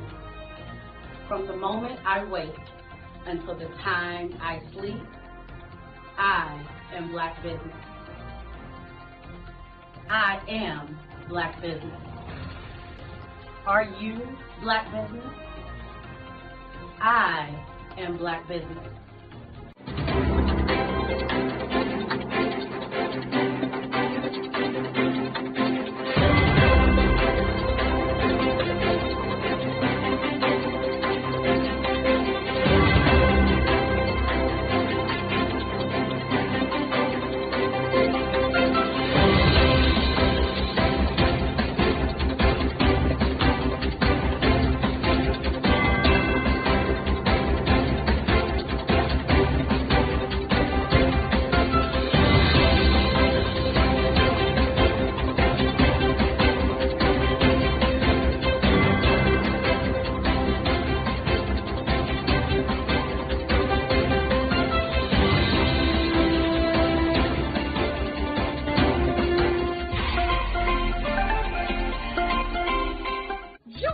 Dr. Eric Kelly III and a host of phenomenal speakers from all around the globe for this 7-day virtual event that you don't want to miss. The mission of the Black Business Expo is to raise scholarship money from kids all the way from high school all the way from college. The Black Business Olympics is one of the largest Black business showcases in the world. It is an opportunity for businesses and companies to showcase their businesses globally. We are going to be giving away laptops up to $5,000 away to students. Again, I'm Olivia Appleberry, the founder of 2 Cents Finance and one of the speakers for the expo. I am so excited to see you there. For more info, go to www.blackbusinessexpousa.com or call 919-308-9090 and hope to see you there. I am Black Business. From the moment I wake until the time I sleep. Yes, I am Black Business. I am Black Business. Tell me, are you Black Business? I am Black Business. Do you support Black businesses? Listen, I support Black business because I am Black Business. Black Business Expo, one of the largest business showcases in the history of Black business in the world. the world. Sign up today at www.blackbusinessexpousa.com or call 919-308-9090. I am Black Business. I am Black Business. From the moment I wake until the time I sleep, I am Black Business. I am Black Business. Are you Black Business? I am Black Business. Do you support Black businesses? I support Black business because I am Black Business. Black Business Expo, one of the largest business showcases in the history of Black America in North Carolina. Join Dr. Eric Kelly III and a host of phenomenal speakers from all around the globe for this 7-day virtual event that you don't want to miss. The mission of the Black Business Expo is to raise scholarship money from kids all the way from high school, all the way from college. The Black Business Olympics is one of the largest Black business showcases in the world. It is an opportunity for businesses and companies to showcase their businesses globally. We are going to be giving away laptops up to $5,000 away to students. Again, I'm Olivia Appleberry, the founder of 2 Cents Finance and one of the speakers for the expo. I am so excited to see you there. For more info, go to www.blackbusinessexpousa.com or call 919-308-9090 and hope to see you there. I am Black Business. From the moment I wake until the time I sleep. Yes, I am Black Business. I am Black Business. Tell me, are you Black Business? I am Black Business. Do you support Black businesses? Listen, I support Black business because I am Black Business. Black Business Expo, one of the largest business showcases in the history of Black business in the world.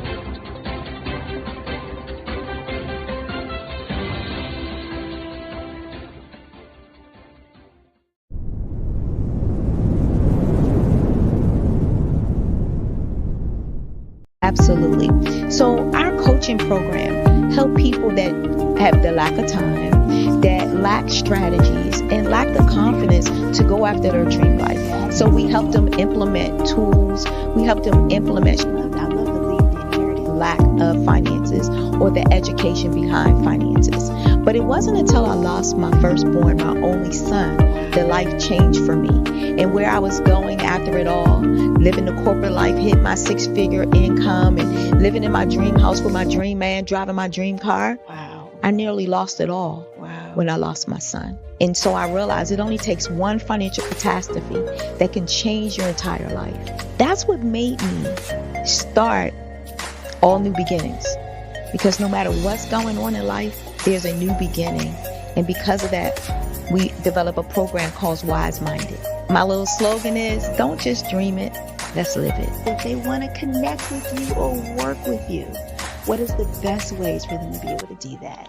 Well, for my social media guru, you can connect with me on every single social media platform as Tanya T. Wallace.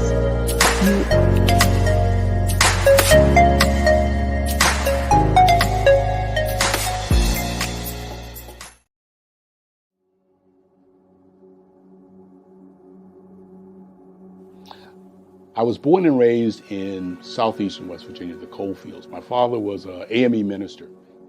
For me, I was very fortunate. Even though I grew up in the segregated South, I was surrounded by flourishing Black businesses. Doctors, lawyers, bankers, dentists.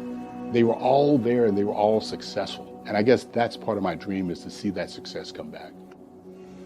My name is Joseph Simmons, and I am the founder of the Center for Micro Entrepreneurial Training. We had this moment in time where we can change the trajectory of people. And our focus is on women, Black and brown entrepreneurs, and their access to capital, their ability to build thriving businesses, the ability to employ people. There's a study that showed that in those three communities, especially Black and brown communities, $1 stays in those communities for 30 minutes. In white community, $1 stays in their communities for 8 hours. So think about it. For you in a Black or brown community to get gas, to get food, to go to a restaurant, you've got to leave your community, take those dollars out of that community and take it to another community that's already being well served. So if we can reverse that, if we can go from 30 minutes to an hour to 2 hours, that's progress. That's what we need to do. I was with SCORE. And then in May of 2020, of course, the events happened in regards to the murder of George Floyd. The other thing that I was experiencing was the denials of federal funds for small businesses. And it revolved around one thing. These businesses were not being prepared for grants and for government programs. And I came up with the idea for the Center for Micro-Entrepreneurial based off those two things. Morgan Stanley had a report out in 2020, first quarter, and it talked about there were 3 groups that were massively devastated by COVID-19 on their business. That was 1, women, number 2, Black, and number 3, brown entrepreneurs. The research showed that they had less cash on hand, they had less opportunity to go into a bank and get money, and they were very dependent on family and friends to keep their business up and running. If we can focus on those 3 groups, then we can have a dramatic impact on our communities. Really, the focus is on 3 areas. And those 3 areas are 1, the people, number 2, the courses, and number 3, a support network. Here at CMAT, we will provide you with the fundamentals for generational success. And you will be creating a vibrant community by attending our 5-day immersive training course.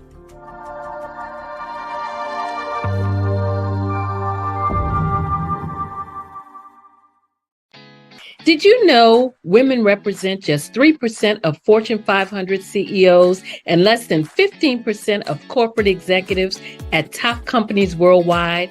Have you wondered what the secrets are to getting into the top ranks, whether in the private or public sector? Do you want to figure out how to stop being held back in your career or passed over for promotion? Then you're in the right place. Hi, I'm Dr. Madeline Ann Lewis, President and CEO of the Executive Women's Success Institute. I have decades of experience in the military, the federal government, and corporate America.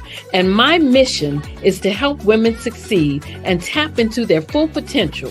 I want to reach 1 million+ women around the world to become the leaders they are meant to be. So if you want to move into a management or executive level position, or maybe you are a female veteran transitioning out of the military into business entrepreneurship, then reach out to the Executive Women's Success Institute at 301-693-3284. Let us get you on the fast track to success.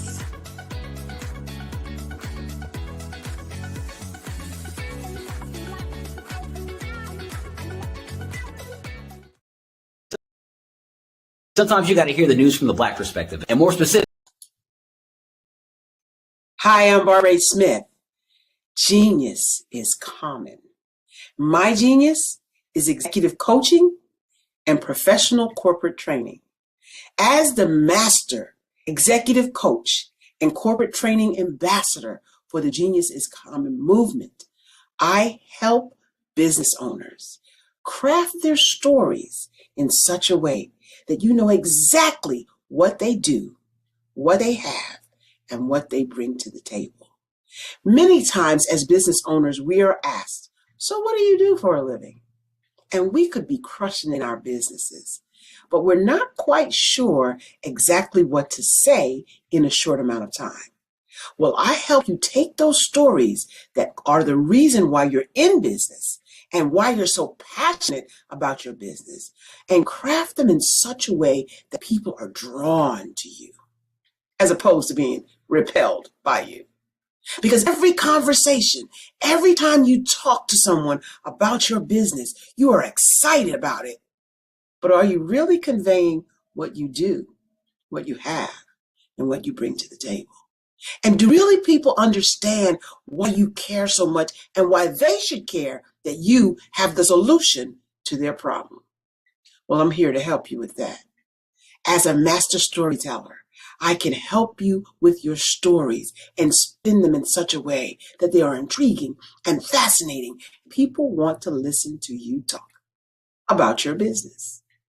That's why at the Genius is Common movement, I am the master executive coach and professional training ambassador. That's my genius. And genius, oh yeah, it's common. Hello, I am Dr. Eric Kelly III, the visionary strategist and founder of the Black Business Olympics. I invite you to showcase your Black-owned businesses on the Black Business Network global stage. The Black Business Olympics is a global Black Business Network platform that propels Black-owned businesses into the international spotlight. By showcasing your business on the Black Business Olympics platform, you can reach a worldwide audience of potential customers, partners, and investors. You can also establish yourself as a thought leader and expert in your field, attract lucrative partnerships, and more speaking engagements. In addition, the Black Business Olympics platform provides a valuable opportunity to connect and collaborate with like-minded entrepreneurs and business professionals from around the world. This can lead to new business opportunities, ideas, and relationships. Finally, by sharing your story and expertise on the Black Business Olympics platform, you can inspire and empower others. This is a powerful way to make a positive impact on the world and leave a lasting legacy. If you are a Black-owned business owner, I encourage you to seize the opportunity to showcase your business on the Black Business Olympics platform.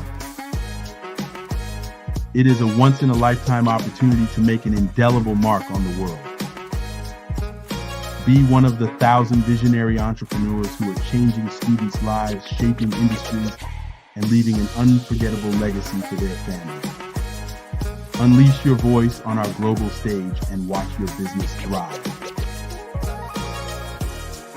Black Business Olympics is one of the largest Black business showcases in the history of Black business in the world. Yes, the entire world. Just give me a call today at 919-308-9090.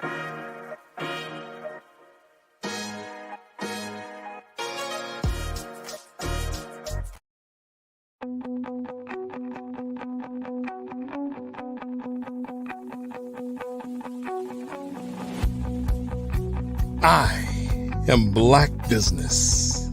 From the moment I wake until the time I sleep. Yes, I am Black Business. I am Black Business. Tell me, are you Black Business? I am Black Business. Do you support Black businesses? Listen, I support Black business because I am Black Business.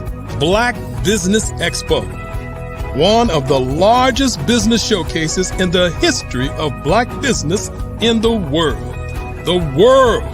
Sign up today at www.blackbusinessexpousa.com or call 919-308-9090. I am Black Business.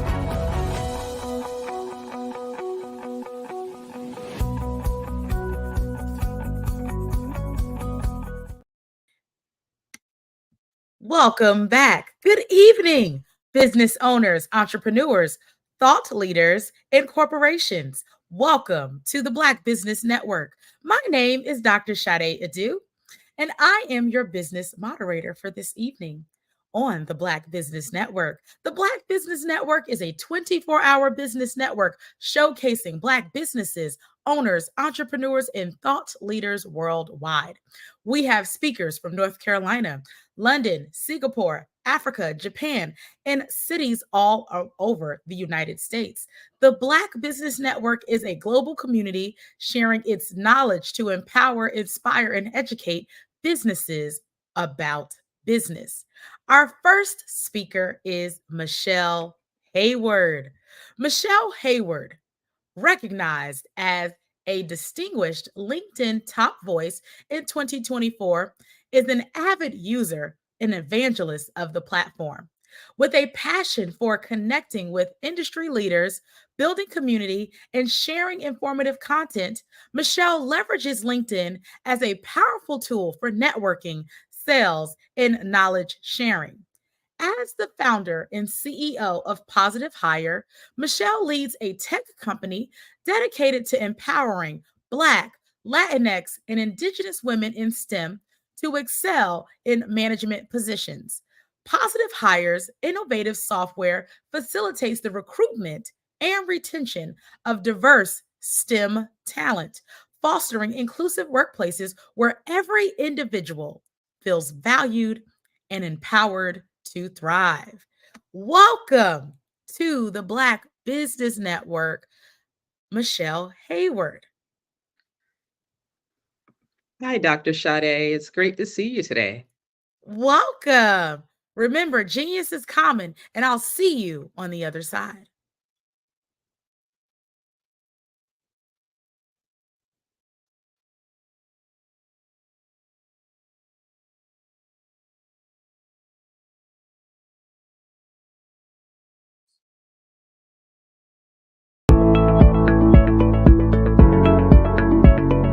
Prepare for what's coming and dominate in economic winter. Stand strong and thrive by showcasing your great products and services globally through the Black Business Network and Black Business Olympics. The Black Business Network has showcased over 2,000 companies with over $7 billion in sales each year. Over 10 million attendees have viewed the rebroadcast each month. Through the Black Business Olympics, unique styles of business training and mentoring are turning students into business owners and entrepreneurial warriors who will dominate in any economy. Gain the ultimate advantage of the Black Business Olympics, 7 days of unbelievable topics and speakers speaking around the globe. Donate your time and experience to provide expertise and scholarships to students worldwide and change the world. Now, more than ever, new insights, tools, strategies, and capabilities are needed. This is your chance for a major presentation to the world. Fill out the form and join the more than 2,000 speakers who have presented to over 200 countries. Join the Black Business Network streaming live into the metaverse, STEM City, Black Multiverse Enterprises, Hulu, Amazon, YouTube, iHeartRadio, Apple, Facebook, LinkedIn, Pod TV, IBM TV, Spotify, and Google Podcasts. Sign up today. Spaces are limited, and we will see you there.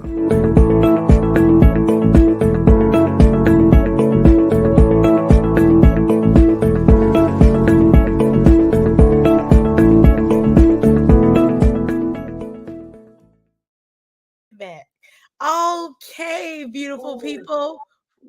We are back with Michelle Hayward, and we are here for a phenomenal fireside chat. And we're going to talk about her favorite platform, LinkedIn. So, Michelle, before we get into LinkedIn, tell us a little bit more about your background and how you got acclimated and began to be an evangelist for LinkedIn. Okay, so my background professionally as a civil engineer, worked in heavy construction most of my career. And I really didn't start utilizing LinkedIn until the Great Recession, so 2007, 2008. And what I liked about the platform was the ability to see people progress in their careers, like people changing their job titles and things like that. But I still mostly stayed within my network. Like I had to have met you in real life. And so back then they had what was called Lion, LIO, LinkedIn Open Network. And people were just connecting with any and everybody. And that was like, I don't connect with strangers online. How dare you? And so literally that is LinkedIn was a way to connect with people, but especially back then, if you were laid off and you're a professional, it was a way for you to go out and seek jobs. But for many people during that time, it was a way for you to start a business. And so I saw all of that happening in that 2008, 2014 time period. I know that's 6 years, but it was so many great things going on the platform that was very different than what I was seeing over on Facebook, and maybe still playing a little bit on MySpace back then, but it was very, very different on LinkedIn. Awesome. So tell us a little bit more about the platform. Maybe we are not familiar with it as much, or, some people call it the not so sexy social media platform. So give us about 3 reasons why we should be utilizing LinkedIn more often and adding it to our business strategy. So for those of you who are looking, whether you're looking for a job or if you're looking to do business, over 50% of LinkedIn users earn over $75,000 per year. And when you're looking at like maybe in your area that you live in, it could be more or less. But if you have a certain financial demographic of people you're looking to target for your services or products, LinkedIn may be a good platform for you. Then on top of that, over 40% of users are accessing it on a daily basis.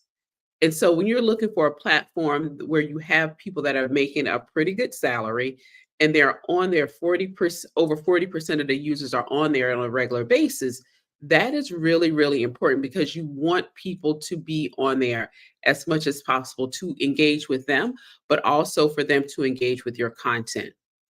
And then lastly, over 58 million companies are listed on LinkedIn. Yes, I said 58 million. You can't say the same thing for every platform, but LinkedIn has been really good when it comes to B2B and getting companies onto their platform.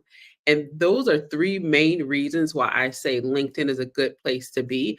I even had a mechanic who said, should I be on there? I was like, well, are you selling your services or are you looking for a job? I said, so I said, it's a test sometimes for different reasons in different industries, whether or not LinkedIn is a good place for you to be. But I encourage people to test it out and really see if it's a good platform for them. I love it. So tell us a little bit more about the work that you do at Positive Hire and what inspired that. Oh, so the work I do at Positive Hire is really focused on connecting Black, Latina, and Indigenous women who are experienced scientists, engineers, and technology professionals to management roles. The reason I do that work is just struggles I had in my career as an engineer and seeing so many other Black women, Latinas, and Native women encounter so many barriers to career progression until they were leaving their technical careers. And I wanted to see that stop. And so we often talk about the pipeline. And I say the pipeline for science, tech, engineering, and math, or STEM for short, is straight into a brick wall for most of us. It is that bad for many of us until we just end up leaving the industry, even at about 10 to 12 years of experience. And so I created Positive Hire at first, like, what if there was a glass door for a Black woman like me to share with another Black woman like me with an Afro puff, a nice mocha skin, to share that experience with an employer? Because what you may read on certain platforms can be very different at an intersection of gender and race. And so we do things through that lens of helping women advance. Like, what is your manager telling you? What are your reviews like? How are you negotiating? What leadership development trainings are you taking to really help them understand it's not their technical expertise that is going to drive them forward. It is a whole other set of skills that they have yet to develop in order to move them up into leadership roles. This is awesome. So you mentioned this proverbial brick wall and turning that brick wall into a glass door. If someone's currently in a STEM position and she is having these challenges and sees that brick wall, how do we transition that brick wall into that glass door? We do a few things. First, asking her, where does she want to be? Oftentimes, like we talk about the barriers, but I'm like, where do you want to be? Why do you want to be there? And I have these conversations for a few reasons. Because I work with very regimented, analytical women, we do everything step by step. And so if I was an engineer 2, I have to be an engineer 3, and then I can go to a principal engineer. But do you really want to do that? Do you still want to be on a technical track or more of a management track? And so really having her focus first on where she wants to be is the first thing I do. Then it's sometimes we realize you're on the wrong track. And so we have to build a pathway and figure out then what skill set do you have to what skill set rather do you need and what skill set do you have to go that direction. Then we get to where the barrier is. And the barrier sometimes can vary. The barrier oftentimes, though, is not having a conversation with one's manager or the conversation with the manager who is not going to support you in your promotion, in your career advancement. And women will sit there year after year after they have been passed over 2 times or more for promotion. And I will say, why are you still there? They've already told you they're not going to promote you. And they will argue with me, well, I like what I do. I said, so you're okay with not being promoted? And they're like, no. I said, so either you need to change business units, teams, or you need to find a new employer. 9 times out of 10, when they find a new employer, they literally will go from an engineer 4 to a director level because they've done that much work. It surprises them how far, and they have sat there for 10 and 12 years at the same employer who's giving them the runaround about a promotion and literally be able to transfer from a job title of engineer 3 or 4 to a director because they're already doing the work. And I always say, don't get tied down. Don't use on your resume the job title they have. Utilize on the resume the work that you do. And I talk to them time and time again, and they've been there and they aren't doing an engineer 3 or 4 role. They're literally 2 and 3 levels above. And they're training the people they're hiring for those roles, but they won't promote them for it. And so having these honest conversations, and they are upset with me when I tell them they need to leave because nobody else has told them this. And I even get women that come from like government entities, whether it's a county, city, state, federal. I was like, it's like, yeah, I've been here 15 years. So yeah, it's time for you to go. And they're like, oh my God, nobody's told me that. Why would you say? I said, what are you learning new? What is going on in the industry that you can't do there?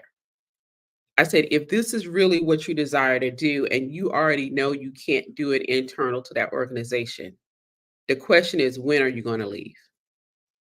Not if. And so it's really nobody else is really supporting them and saying it is okay to quit.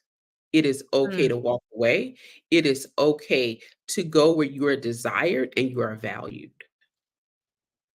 Let's talk a little bit more about that. If they're thinking about making a transition, because I can presume some of these people are making a transition like yourself into entrepreneurship.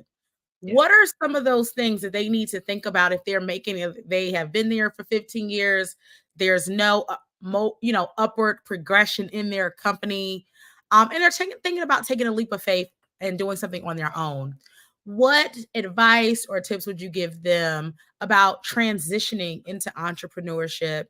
And what's something that you wish you would have done when you transitioned? What I would have what I wish I would have done more was understanding marketing and sales better. And I'd been a sales engineer and I hated it. But understanding as a new business owner, you are going to do sales 199% of the time. And that other 1% is either you're delivering the work to the client or you're marketing. But you literally sell. And it's like, oh my God, I don't want to do that. But let's talk about it. And I generally try to reframe it for them for what worked for me. Selling simply is solving a problem that somebody has. Once I tell somebody who has a math degree that, it's like, oh, I get it. Oh, I tell somebody that's been in IT for 20 years, like, oh, I get it. I solve problems all day. I said, can you solve that person's problem? They're like, absolutely. Now convince them you can solve the problem, and just teaching them how to convince people through a sales framework that they can do the work, that they can solve their problem. And so that's generally the first part. Then the next part is pricing. And I'm like, have you hired a consultant before? They're like, yes. Have you seen their invoice? Like, yeah. I said, that's where your prices should be. So sometimes they know, sometimes they don't know around pricing, but it's literally letting them know, don't focus on what you already know. You are technically an expert at what you do. What we need to focus on is your marketing and sales. And that's where LinkedIn comes in, because they need to build up their brand and their branding and their marketing, their sales pipeline. And oftentimes I just utilize LinkedIn because it's very often in this space of technical experts. It's a great place to start seeding and getting your early clients. Perfect, because I was going to segue back into our conversation about LinkedIn. You gave us a little bit of a hint, but we want more details. Give us more of the nuggets. If we're starting our LinkedIn platform, we've transitioned from our career, and we or maybe we've used LinkedIn before in a professional sense in our career and corporate, and now we're transitioning to use LinkedIn for business. What are the things that you would recommend that we do? Like, give us a little bit of a master class on how to get our profile set up, what we need to be thinking about, and then we can transition and talk about that sales pipeline, what we need to be doing to monetize LinkedIn. I love this question. So she said LinkedIn profile. I think she's been paying attention after all of these years. So when we look at your LinkedIn profile, there are really 5 core areas you want to focus on. So you're going to stop at the very top, which is your banner, your headshot, which is now on the left-hand side of your profile. Yes, they do move it around. It's been in the middle. It's been other places. Just trust me. Then it's your headline, which sits right below your profile picture, your about section, and then your experience section. Like, those are the 5 core areas you're going to focus on. A lot of people leave their banner blank. Even as a professional, you should be utilizing your banner to show your expertise. And what I mean by that, you can utilize 1 picture up to 3 pictures to tell a story about how you go from this problem, how you're working on a problem, and then the outcome you provide to your customers. And you can do that in three different pictures, and then you'll have your value prop and maybe a call to action, or CTA for short. And that could be sign up here, schedule a call, something like that that you can have on the banner. But you want to make sure it's crystal, it's clear, and it's succinct. Or you could just have one straight picture that covers the banner section of your LinkedIn profile. It has your value proposition on it, or your one-liner if you just want to go with your one-liner. They are not always the same. And then have a call to action as well. And so it just kind of varies on what works for you, how you like to tell stories. If you're a speaker, you're leadership and leadership development, it may be you on a stage, maybe you teaching a class to show what it looks like when you're with your ideal client. Then your profile picture should have a clean background. It should hopefully be about between right above your chest to the top of your head.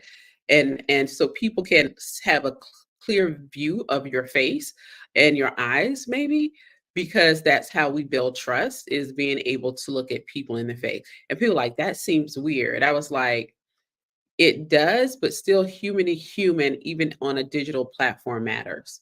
Then our headline is third.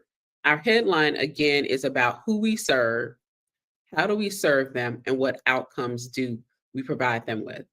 And so, like for you, Dr. Adu, I help women entrepreneurs build digital businesses through my online course champions product, right?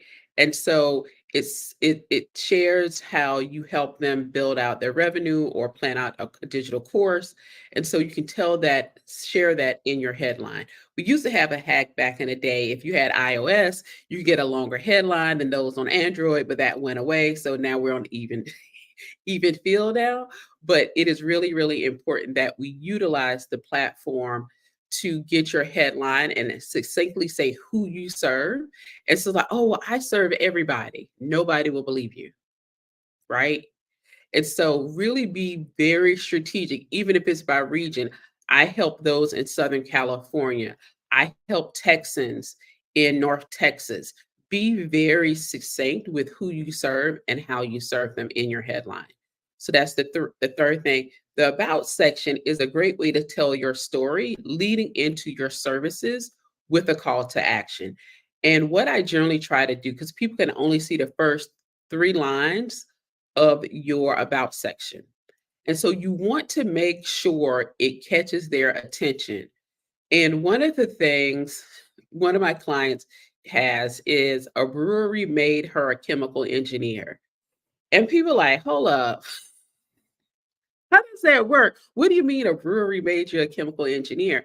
And she talks about how she's from the Caribbean, how she worked at a brewery when she was a teenager, and how somebody there's like, oh, you should become a chemical engineer. She had never heard of it before because she was really interested in the process of brewing beer.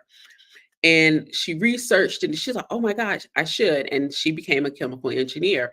And so from there in the about section, we drive down to how she went and got her chemical engineering degree, then worked in industry, went back and got a master's degree, and how she ended up in pharmaceuticals. And now she's running her own tech startup. And then talks about how she helps people with her software. And so it really is important to be able to grab people at the very beginning so they'll click your about section and read the rest. And she has in there, hey, if you would like to schedule a call for a demo, click on this link. And so you really want to be able to grab people in that section. And then the fifth and final part is your experience section. And people don't always agree with me on this. Some people remove things that they think aren't relevant to their experience from their experience section. And all you see if they've been running their business the last 3 years. And I was like, if you were just born 3 years ago, sure. But if you were born 33 years ago, what did you do 10 years prior to you starting your business? Were you a cashier at McDonald's? Because if you was a cashier at McDonald's, I know you know how to work with people. And so I look deeper for people to have more of their work experience on there. So I get a sense of are who they really say they are, because there are a lot of bot accounts and fake accounts on the platform.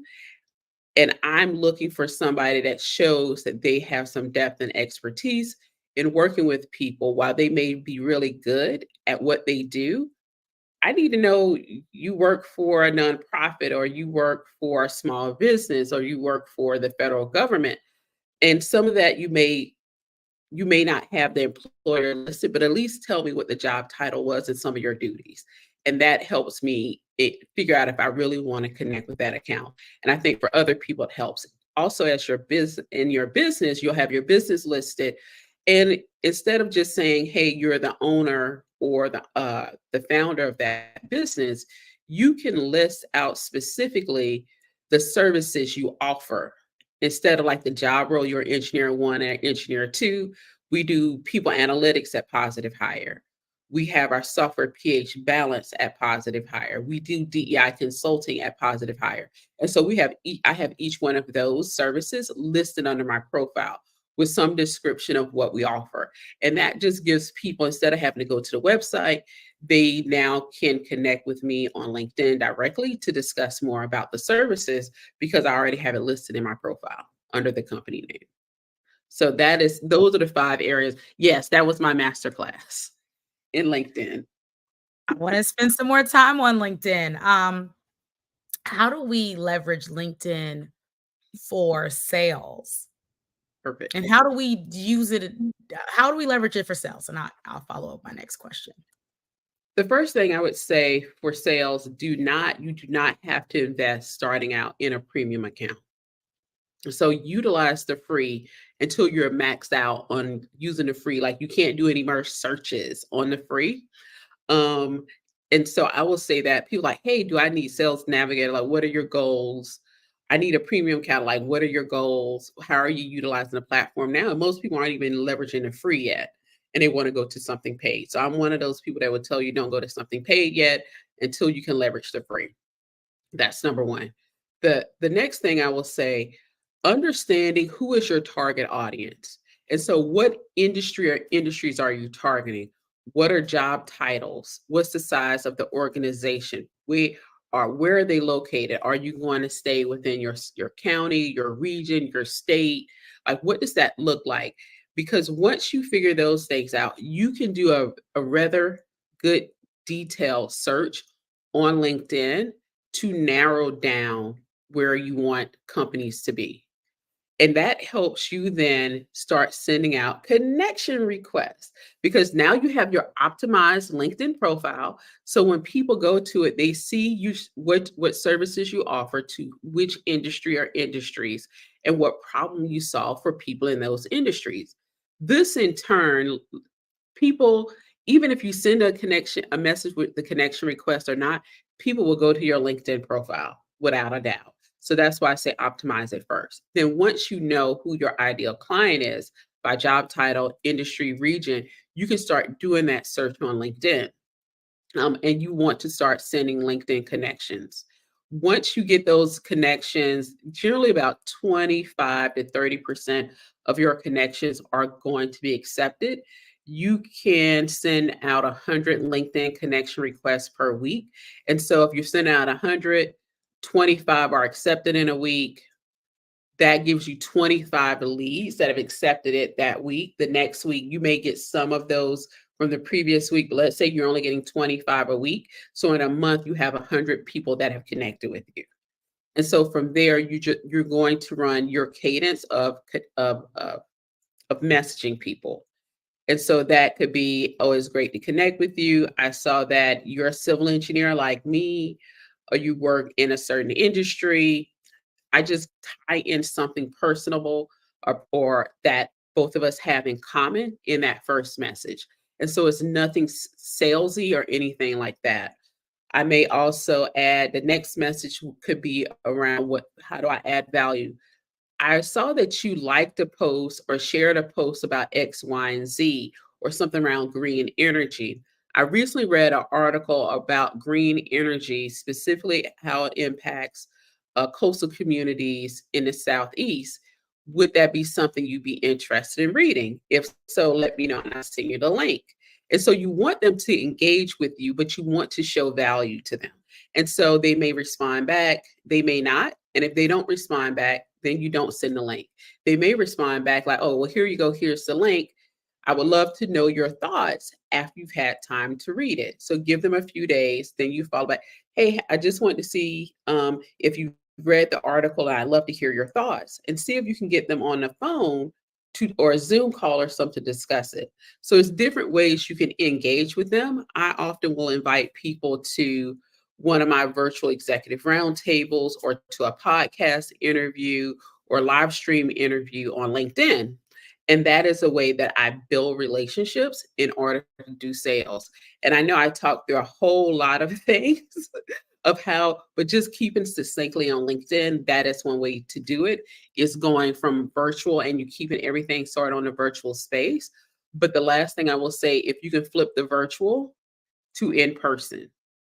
And so what I've been doing has also been reaching out to people like, hey, I'm going to be in DC, or I'm going to be at the National Society of Black Engineers Convention. Will you be there, somebody from your company? I would love to, if I can't connect with you, I'd love to connect with somebody at your organization. And people, 99% of the people responded back when I said something about attending conferences, that they will be there, they won't be there. And I literally met with about 10 people at the National Society of Black Engineers Conference that I had been DMing for months on LinkedIn. And that has converted very well for business purposes. So think about it may not be a 30-day sale. It may be more like a 6 to 9 month progression. B2B can move slower and depends on buying cycle always for the industry. And that is literally how I engage with different people that I put into my funnel as sales opportunities. I'm loving this. So I see LinkedIn as a different kind of like social media platform. What should we be doing as far as content when it comes to, so we talked about the sales and our profile. There's opportunities to write content. And I know for me, I know you sent a message, today is a great day to post on LinkedIn and telling us that we need to leverage this platform. So what are some of the content ideas that we should be utilizing on that platform? And is it similar to other platforms? It is very similar to other platforms. The good thing about LinkedIn is a late comer to adding features, but they're going to eventually add it. And so right now, I would tell you to post videos on LinkedIn.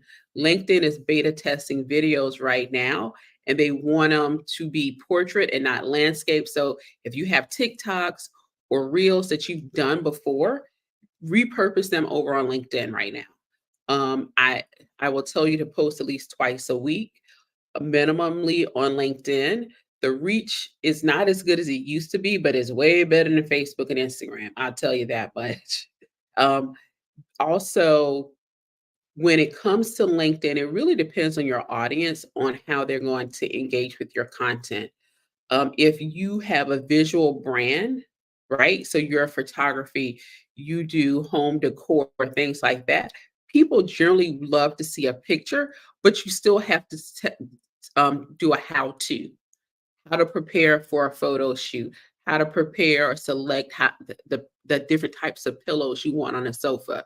And so you can still you want to do some how-to or some training inside of the written part of your content. So LinkedIn is really good with the different types of content. So you can do written, you can do PDFs, which do really well. If you have lead magnets, upload them as PDFs into your posts. People like, hey, but I don't get the email. I like, you wouldn't get an email anyway. You're not driving enough traffic to your website. So utilize the platform right now to at least have your branded information and say schedule a call as a clickable link on your PDF for people to download it. So we have PDFs. We also have, you can do polls on LinkedIn posts.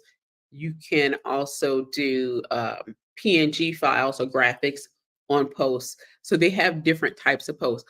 One, I think that is very underutilized right now is still LinkedIn Lives and LinkedIn audio events. Audio events get a lot of reach for audiences. LinkedIn Lives don't do as well, but the content is still there. But audio events do really well too. And then the third thing I would say, which really comes together for LinkedIn audio events and LinkedIn Lives, is you have to create a LinkedIn event in order to do LinkedIn Lives and LinkedIn audio rooms. And so when you create those events, it's a way to let people know that you're having this event, and then you can invite your first level connections to those events. And so it still helps you with branding and marketing and even sales when it comes to your platform and your business. So I encourage people to do events, whether it's every other week or once a week. I think once a month you lose that audience, but if you can stick to a show time, right, you can get more people there on a regular basis to grow your email list as well as to grow your audience to sell to. That is where I would start. There are other things. We have LinkedIn posts for blogs. We also have LinkedIn newsletters, which are still really popular and doing really well to grow your following.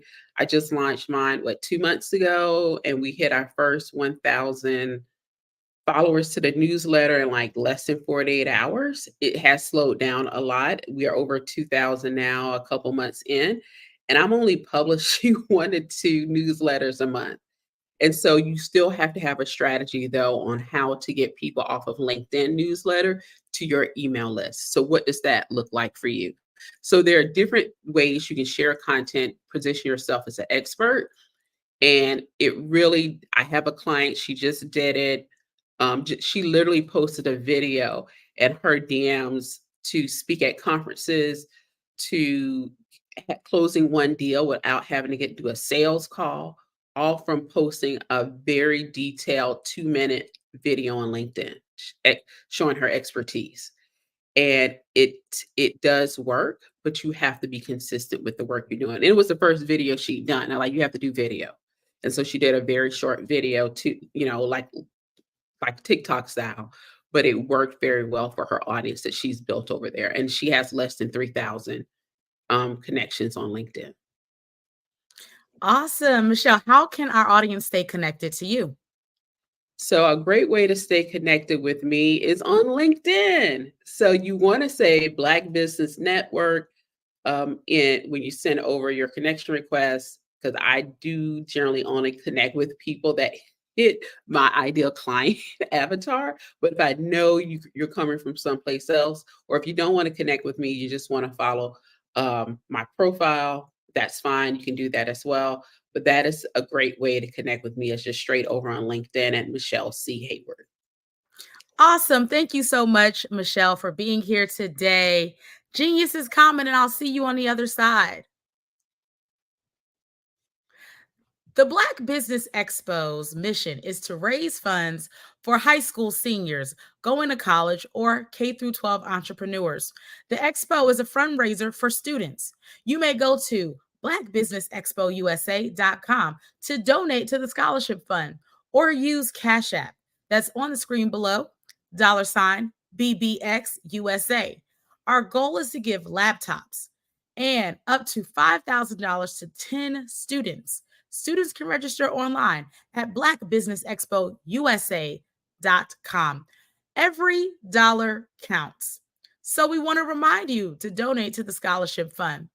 We want to thank our Black Business Expo USA sponsors, NC100, Moody Capital Partners, Suede Soul, Lotus Rich Coaching and Training, Carolina, Virginia Minority Supplier Development Council, Step Management, The Hello LLC, Barbara H. Smith LLC, Margie McLean Foundation, Genius is Common, Earth Essentials, 5-Star BDM Media, Melaine Shalani Global, Executive Women's Success Institute, The Quality Coaching Company, Superwoman Business Services, Creative Force Studios, Lee Entertainment, Artistic App Development, and the Black Business Expo. Genius is common, and I'll see you on the other side. The Black Business Network and Black Business Olympics are essential platforms for Black business owners globally. They provide the tools and support you need to succeed in today's competitive marketplace. Join us today as we collaborate together with businesses from around the world to support our children, students, and young future entrepreneurs, Black businesses, and corporations. We raise funds for students going to college and young entrepreneurs who are aspiring to be business owners, and we invite you to be a contributor today. Visit the website www.blackbusinessexpousa.com to connect with and learn more about how the Black Business Network and Black Business Olympics can help you not only share your amazing business story to businesses, but also serve future generations. Hello, my name is David Jones, CEO and co-founder of the Hello LLC, where we help businesses build a culture, brand and experience, and leverage technology to pivot into Web3. Join the Black Business Network streaming live into Roku, Metaverse, STEM City, Black Multiverse Enterprises, Hulu, YouTube, iHeartRadio, Apple, Facebook, LinkedIn, Spotify, Twitch, and Google Podcasts. Tune in, turn on, and let's thrive. Absolutely. So our coaching program help people that have the lack of time, that lack strategies, and lack the confidence to go after their dream life. So we help them implement tools. We help them implement, I love to leave the inherited lack of finances or the education behind finances. But it wasn't until I lost my firstborn, my only son, that life changed for me. And where I was going after it all, living the corporate life, hitting my 6-figure income, and living in my dream house with my dream man, driving my dream car. Wow. I nearly lost it all when I lost my son. And so I realized it only takes one financial catastrophe that can change your entire life. That's what made me start All New Beginnings. Because no matter what's going on in life, there's a new beginning. And because of that, we develop a program called Wise Minded. My little slogan is, don't just dream it, let's live it. If they want to connect with you or work with you, what is the best ways for them to be able to do that? Well, for my social media guru, you can connect with me on every single social media platform as Tanya T. Rose.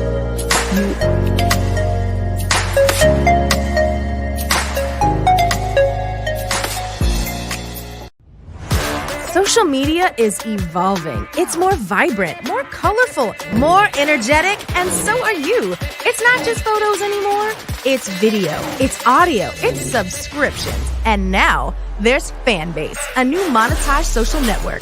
Fanbase delivers the complete native app experience with full content monetization for every user. No algorithms that shadow ban your engagement or growth, and no ads. Follow anyone for free and subscribe directly to your favorite creators for $4.99 a month. Plus, show some love by tipping on any post. Also, make a Fanbase page and monetize your content the same way. Finally, connect with your followers by posting the amazing content you already create. And now, get paid for it. It's time to energize and monetize, because everyone's a fan of something and everyone has a fan base.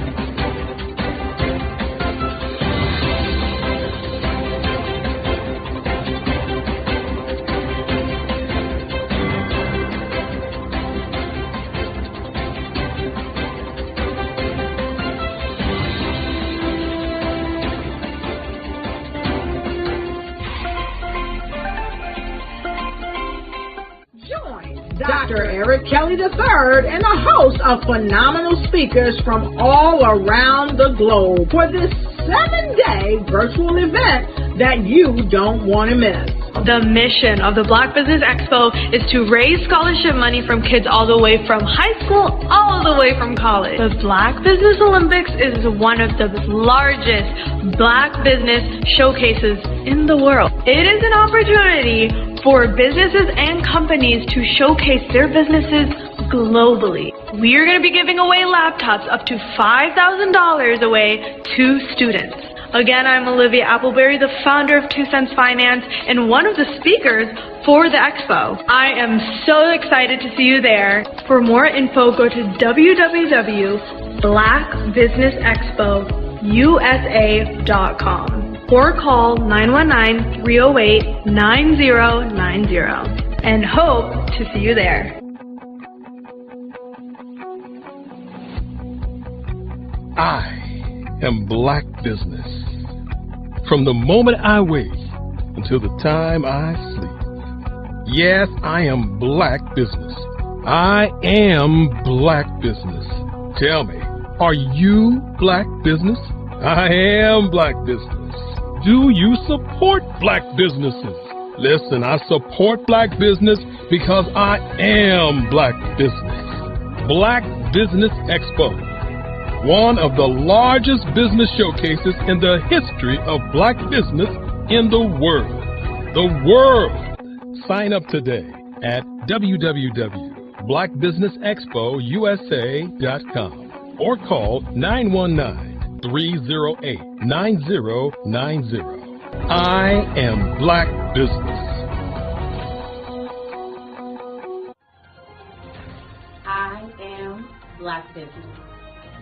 From the moment I wake until the time I sleep, I am Black business. I am Black business. Are you Black business? I am Black business. Do you support Black businesses? I support Black business because I am Black business. Black Business Expo, one of the largest business showcases in the history of Black America in North Carolina. Join Dr. Eric Kelly III and a host of phenomenal speakers from all around the globe for this 7-day virtual event that you don't want to miss. The mission of the Black Business Expo is to raise scholarship money from kids all the way from high school, all the way from college. The Black Business Olympics is one of the largest Black business showcases in the world. It is an opportunity for businesses and companies to showcase their businesses globally. We are going to be giving away laptops up to $5,000 away to students. Again, I'm Olivia Appleberry, the founder of 2 Cents Finance and one of the speakers for the expo. I am so excited to see you there. For more info, go to www.blackbusinessexpousa.com or call 919-308-9090 and hope to see you there. I am Black business. From the moment I wake until the time I sleep. Yes, I am Black business. I am Black business. Tell me, are you Black business? I am Black business. Do you support Black businesses? Listen, I support Black business because I am Black business. Black Business Expo, one of the largest business showcases in the history of Black business in the world.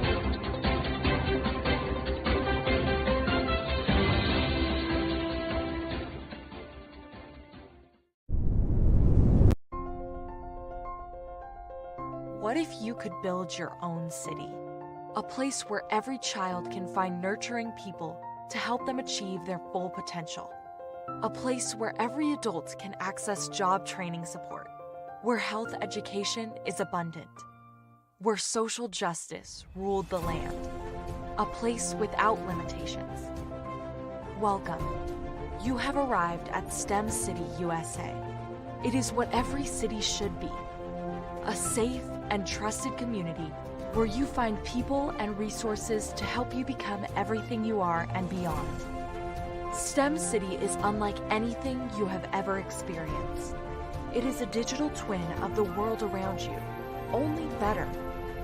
STEM City is about energy and soul renewal. It is more than a digital world. You can almost feel the power of live cultural events, music, and theater. STEM City promises a better future for children with caring mentors and hands-on activities with dedicated tutors to support our youth. STEM City is your passport to a healthy lifestyle with weekly events addressing our community's many issues. STEM City is your financial well-being with helpful information on wealth management, career advancement, job training, and so much more. STEM City is the community you deserve. It is the city where your dreams can come true. STEM City USA, a place in the sky that is accessible to all who reach for the stars.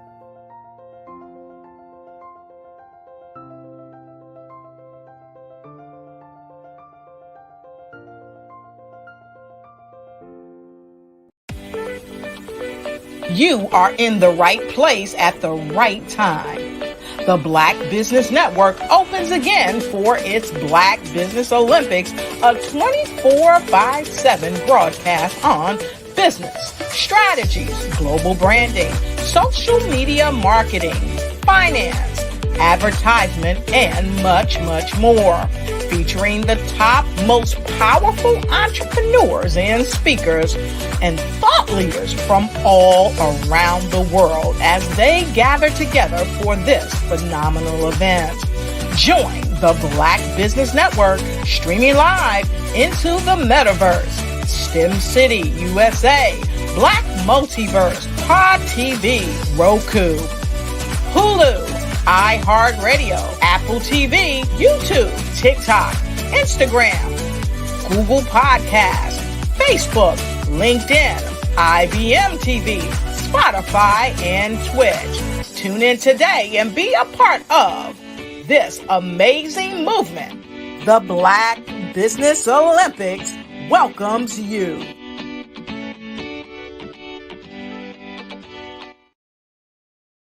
Hello, I am Dr. Eric Kelly III, the visionary strategist and founder of the Black Business Olympics. I invite you to showcase your Black-owned businesses on the Black Business Network global stage. The Black Business Olympics is a global Black Business Network platform that propels Black-owned businesses into the international spotlight. By showcasing your business on the Black Business Olympics platform, you can reach a worldwide audience of potential customers, partners, and investors. You can also establish yourself as a thought leader and expert in your field, attract lucrative partnerships, and more speaking engagements. In addition, the Black Business Olympics platform provides a valuable opportunity to connect and collaborate with like-minded entrepreneurs and business professionals from around the world. This can lead to new business opportunities, ideas, and relationships. Finally, by sharing your story and expertise on the Black Business Olympics platform, you can inspire and empower others. This is a powerful way to make a positive impact on the world and leave a lasting legacy. If you are a Black-owned business owner, I encourage you to seize the opportunity to showcase your business on the Black Business Olympics platform. It is a once-in-a-lifetime opportunity to make an indelible mark on the world. Be one of the 1,000 visionary entrepreneurs who are changing students' lives, shaping industries, and leaving an unforgettable legacy for their families. Unleash your voice on our global stage and watch your business thrive. Black Business Olympics is one of the largest Black business showcases in the history of Black business in the world. Yes, the entire world.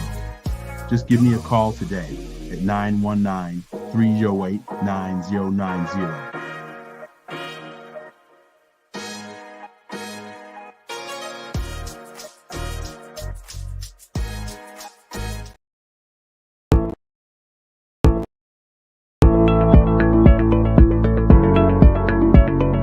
Prepare for what's coming and dominate in economic winter. Stand strong and thrive by showcasing your great products and services globally through the Black Business Network and Black Business Olympics. The Black Business Network has showcased over 2,000 companies with over $7 billion in sales each year. Over 10 million attendees have viewed the rebroadcast each month. Through the Black Business Olympics, unique styles of business training and mentoring are turning students into business owners and entrepreneurial warriors who will dominate in any economy. Gain the ultimate advantage of the Black Business Olympics, 7 days of unbelievable topics and speakers speaking around the globe. Donate your time and experience to provide expertise and scholarships to students worldwide and change the world.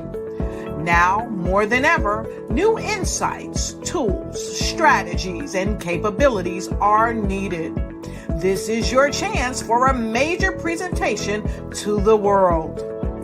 Fill out the form and join the more than 2,000 speakers who have presented to over 200 countries.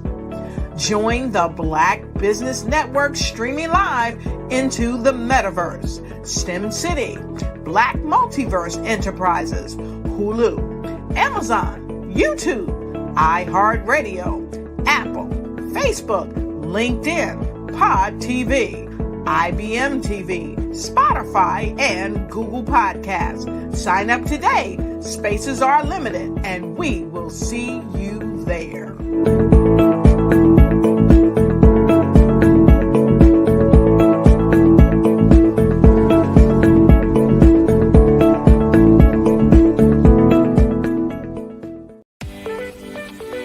You are in the right place at the right time.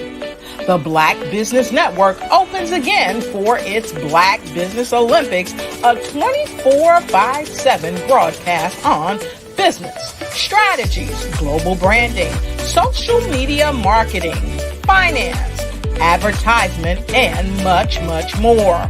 Featuring the top, most powerful entrepreneurs and speakers and thought leaders from all around the world as they gather together for this phenomenal event.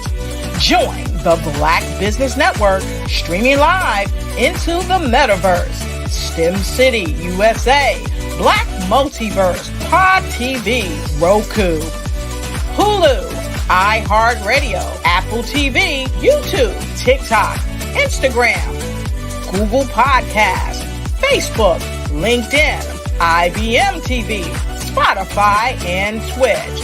Tune in today and be a part of this amazing movement. The Black Business Olympics welcomes you.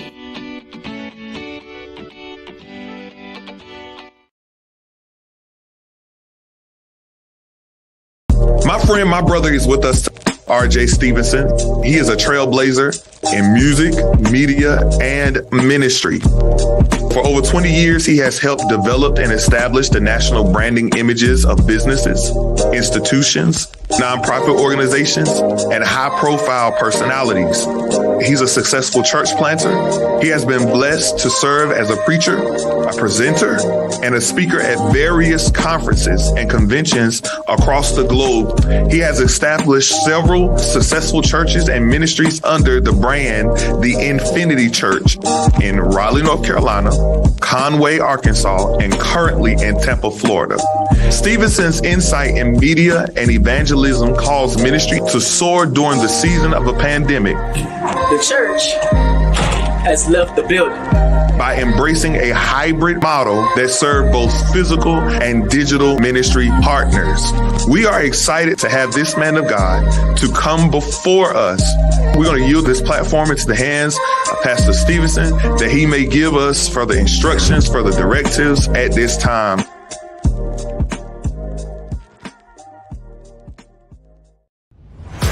Social media is evolving. It's more vibrant, more colorful, more energetic, and so are you.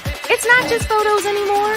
It's video, it's audio, it's subscriptions. And now there's Fanbase, a new monetized social network. Fanbase delivers the complete native app experience with full content monetization for every user. No algorithms that shadow ban your engagement or growth, and no ads.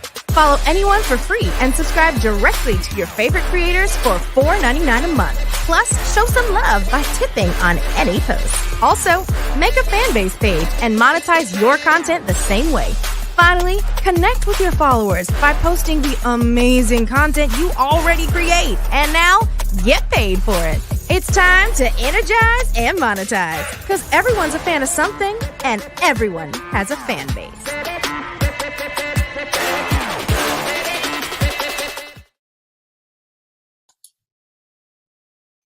Hi, I'm Barbara Smith. Genius is common. My genius is executive coaching and professional corporate training. As the master executive coach and corporate training ambassador for the Genius is Common movement, I help business owners craft their stories in such a way that you know exactly what they do, what they have, and what they bring to the table. Many times as business owners, we are asked, so what do you do for a living? And we could be crushing in our businesses, but we're not quite sure exactly what to say in a short amount of time. Well, I help you take those stories that are the reason why you're in business and why you're so passionate about your business, and craft them in such a way that people are drawn to you as opposed to being repelled by you. Because every conversation, every time you talk to someone about your business, you are excited about it. But are you really conveying what you do, what you have, and what you bring to the table? And do really people understand why you care so much and why they should care that you have the solution to their problem? Well, I'm here to help you with that. As a master storyteller, I can help you with your stories and spin them in such a way that they are intriguing and fascinating. People want to listen to you talk about your business. That's why at the Genius is Common movement, I am the master executive coach and professional training ambassador. That's my genius. And genius? Oh yeah, it's common. We all have the opportunity to impact the lives of others, whether it is a simple act of kindness, a smile, a nod, or just saying hello. Hello, I'm Pamela D. Marshall, corporate mindfulness coach and author of The Art of Forgiveness. I enjoy every opportunity to interact with others, whether they're in my home, sitting at my table for a holiday feast, or simply stopping by to say hello. My mother would often tell us, speaking is a sign of intelligence. Open your mouth, part your lips, show a smile, and say hello. Genius is common.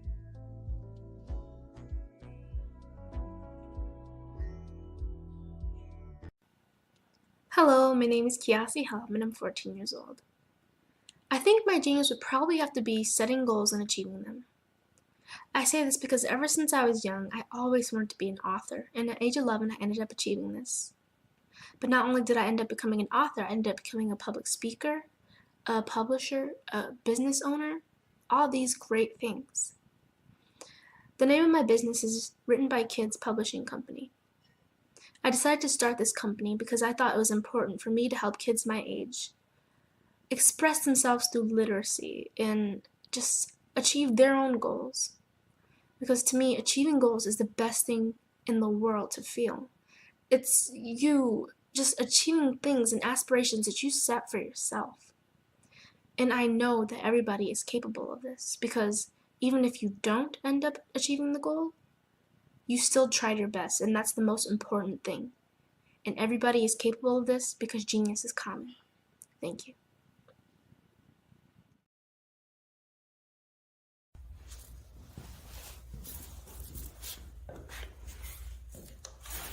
How you doing? I'm Rodney Allen Rippey. Yeah, the child actor. Well, now, leading man. Some of you might remember back in the day, the Harlem Globetrotters popcorn machine. Remember that? Well, it was a Saturday morning special that would come on, and I was there with Geese and Tex and Meadowlark Lemon. Remember the show? Well, I had a great time. And I have to say a huge, huge thank you to all my fans out there. Thank you for all the years of support. I went on from the entertainment industry. I started getting into producing and directing.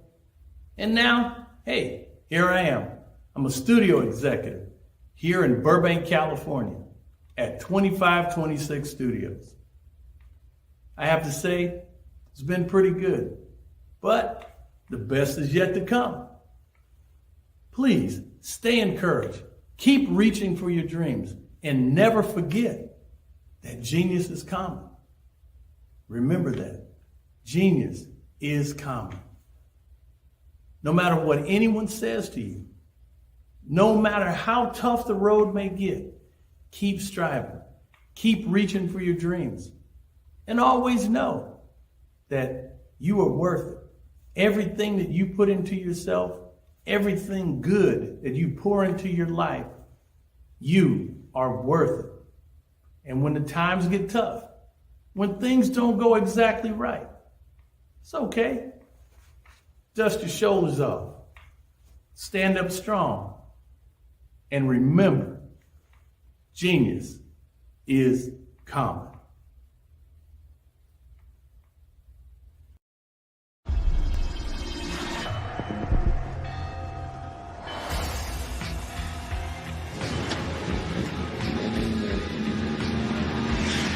La connexion. La connexion.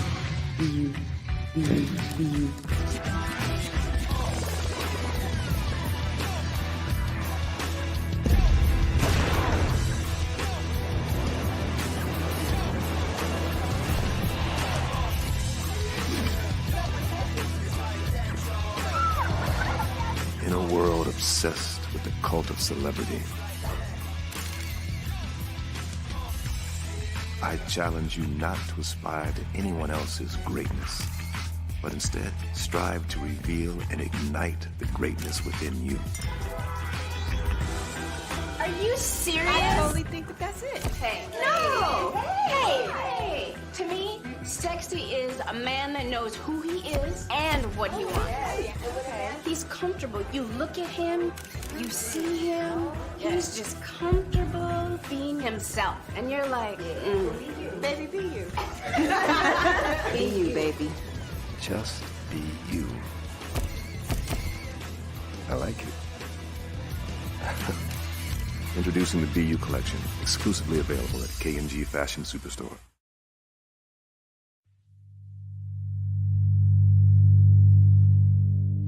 So what we have to do is when we get in the spot, we need to create some spots for us. That's the main thing. We need to be able to be in a position where we're able to create those spots for us.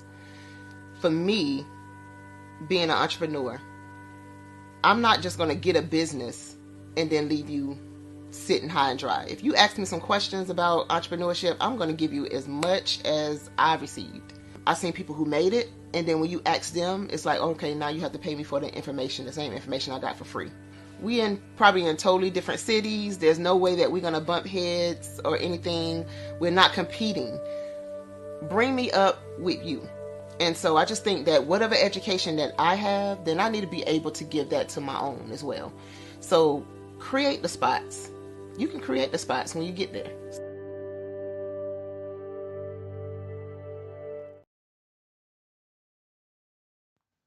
Genius is common. And my genius is nutritional strategy.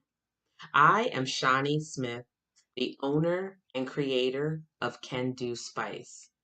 Can Do Spice was created because I knew that adding herbal and mineral supplements to my diet did not have to be boring.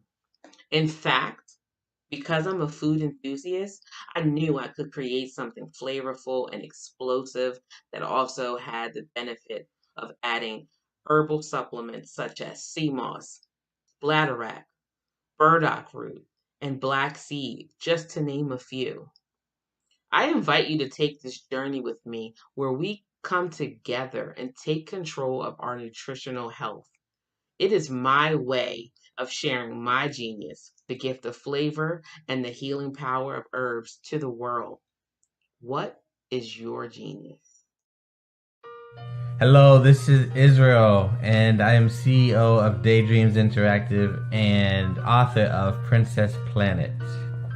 So, genius is common, and as a kid, I loved to daydream. Even as an adult, I love to daydream. And when my daughter became 6 and loved princess characters, but we just could not find the diversity that showed her, we created our own characters. So, for instance, you have Princess Nulu right here. Princess Nulu is from Uganda, and her genius is that she loves to take care of animals. She can actually even listen and hear what they say. And then we have Princess Isabella right here. Princess Isabella, she's from Cuba, and her genius is biochemistry. One day she hopes to eliminate disease. Then we have Princess Nia right here, and Princess Nia is based off of my daughter, and she is she wants to be the greatest dancer alive. So that's her genius. So what's your genius? My genius is my imagination. Genius is common. I'm Ramon Gray, founder of Smart Hustle Magazine and smallbiztechnology.com.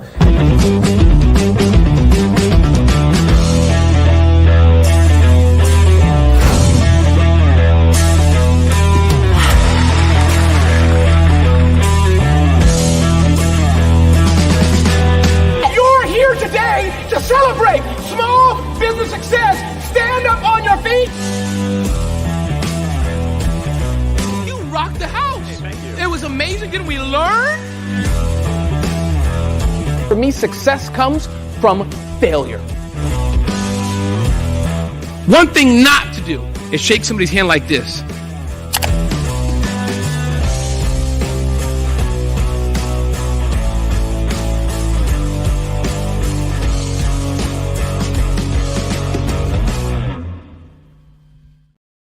Follow the Brand TV broadcast host, Grant McGaw, as he visits with top executives and entrepreneurs to find out their secrets of success with their personal brand. Follow the Brand TV broadcast host as he focuses on brand development to build better relationships, bring value to your business, relationships, and career. You will enjoy listening to each episode that is tailored to speak to you directly. If you're looking for this type of clarity in terms of building your brand, you have tuned into the right station. Each episode will help you to shape a conversation in the 5-star BDM network of 20,000 professionals and become a springboard for your corporate engagement and business opportunities. Each guest will frame their story in the areas of personal branding, business development, career development, financial empowerment, and technology innovation. Grant McGaw explains why he is the CEO and owner of his own professional career.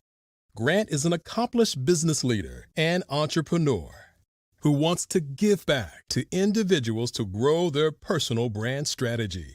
Tune in as he weaves his story about new possibilities, while to you exceed expectations. If you love storytelling, this show will make for fun.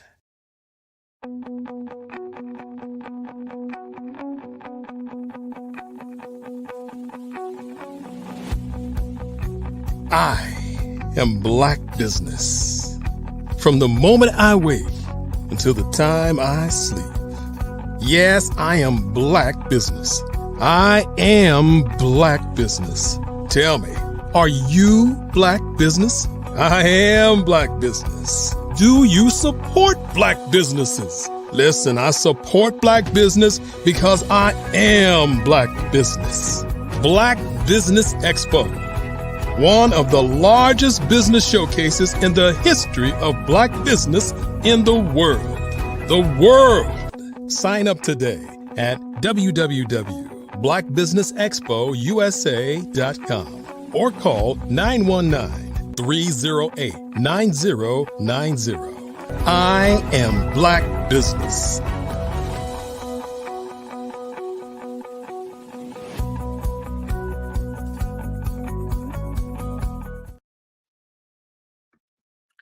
Welcome back. Good evening, everyone, business owners, entrepreneurs, thought leaders, corporations, and welcome to the Black Business Network. My name is Dr. Sade, and I am your business moderator for this evening. And on the Black Business Network, the Black Business Network is a 24-hour business network showcasing Black businesses, entrepreneurs, owners, and thought leaders worldwide. We have speakers from North Carolina, London, Singapore, Africa, Japan, and countries all over the United States. The Black Business Network is a global community sharing its business knowledge to empower, inspire, and educate Black businesses on business. Our first speaker is Giselle Bonds. Giselle Bonds, armed with a BS in advertising and a minor in marketing, brings a wealth of experience to her clients. After contributing her expertise to Fortune 500 companies in customer service, sales, and marketing, she founded Positive Hire. She will be celebrating an impressive 35 years in business in October, with 32 of those years being a brick and mortar. In 2016, she niched down for all things portrait photography to from all things portrait photography to specialize in personal brand photography. Her mission is clear: to empower clients to enhance their personal brands, attract more opportunities, and boost their bottom line. Giselle is more than a photographer. She's a personal brand visibility strategist, emphasizing the importance of being the face of your brand. She shares her insights across the nation, enlightening audiences about the power of brand visibility. Clients can work with her one on one or join her membership, the Brand Visibility Accelerator, for a group coaching experience. Genius is common, and I'll see you on the other side. And we are excited to have Giselle Bonds with us today. Hello, Giselle. How are you doing? Greetings from California. Welcome to my photography studio. I could tell you've been hanging out with my biz bestie, Michelle Hayward, the none other, because she's Positive Hire. I'm Positive Images. Welcome to Positive Images, Positive Hire, and we have Positive Images.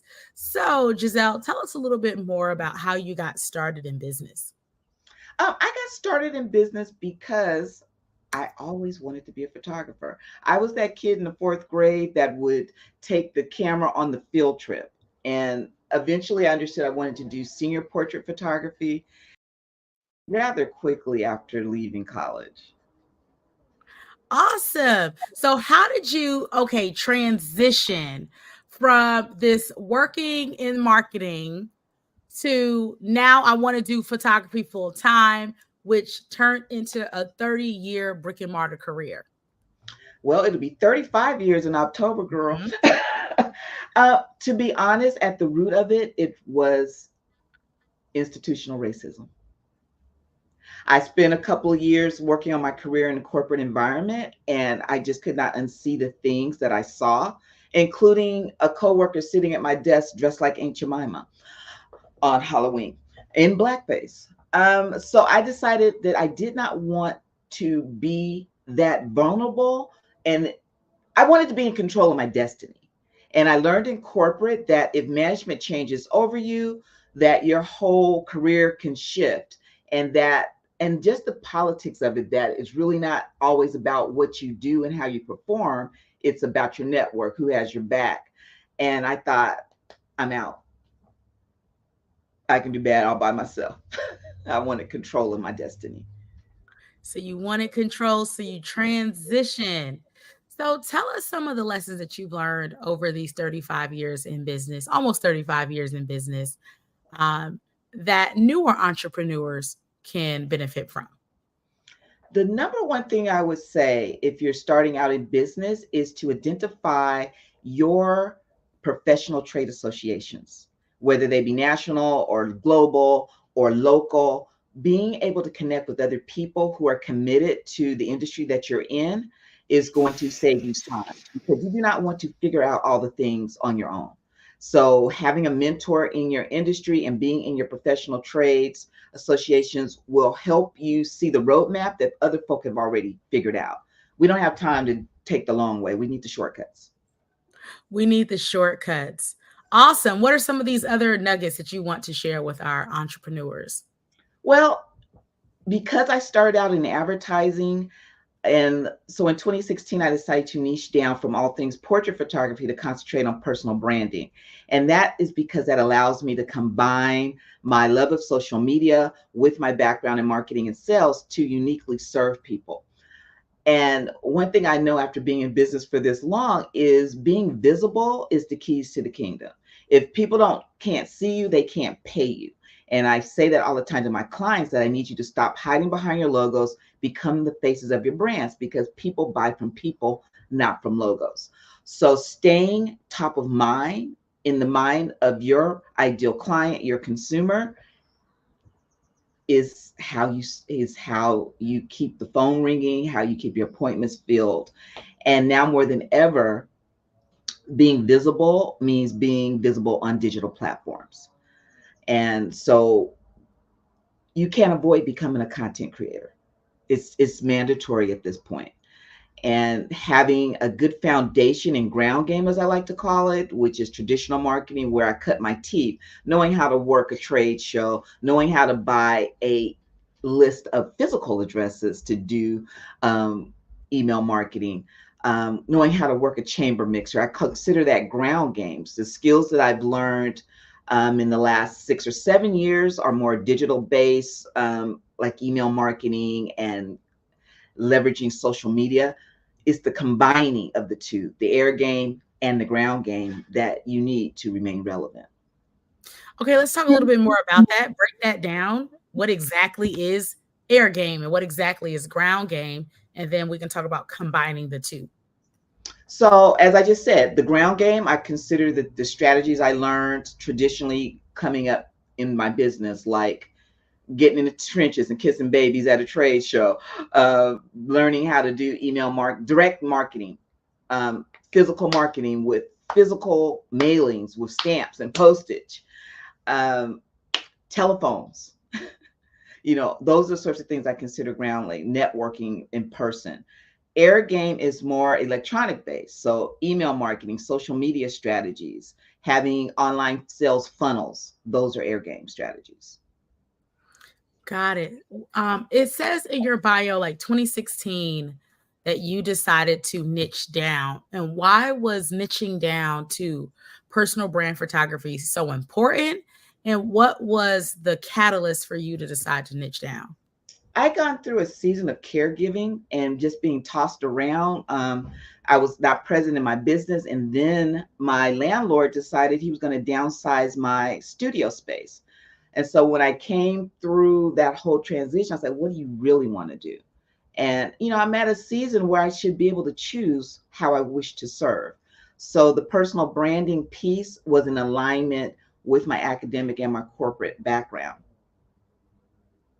Tell us a little bit more about what exactly is personal brand photography and personal branding to you. Well, for me, it means giving my clients the images they need that tell the story of their brand to help them get attention. Because as you know, trying to communicate with people online is like trying to talk to a toddler with ADD. They got short attention spans. You got to be able to communicate in sound bites.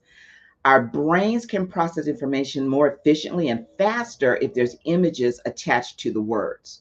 So I like for my clients to think of their brand photos as what you use to get people to stop scrolling and then pay attention to your message. Because again, we got to stay top of mind. And one headshot that you use for decades ain't going to keep people's attention. Okay, so let's talk about these headshots. Like, how often do we need to revamp and refresh our headshots? Or like, what's a tall tale sign that, okay, it's time for you to get some new brand imagery? Well, if you go into quarantine and your whole hair care regimen changes drastically, you need a new headshot coming out of quarantine, because very few of us look the same way we looked going into lockdown. Okay. So when you have major changes in your life, it's time to do a brand shoot. If you've got a launch that requires additional graphics and you want it to be niche to the topic of that launch, you want to have fresh content to keep people interested. And not even just in the visuals of that, you've got to be able to have the written part that even if it's a script that's going to end up in the video, you've got to create that. And that's why I'm so excited that we are in this age where we can have artificial intelligence help carry that weight. The content creation struggle is a lot less now because we've got tools that can help us with the ideation and the creation of that content. Let's dig into a little bit of that, this onset of artificial intelligence. And we see a lot of people with AI photography. Is that going to suffice? Is that good? Is that good enough for our images, or do we still need real people images? And how do you feel about that? At this point, I'm going to say you need to have some real photography in there. I can't speak till tomorrow because these tools are getting better and better and better and better. So there may come a point where you won't be able to tell the difference, but right now you can tell the difference. For sure, you can tell the difference.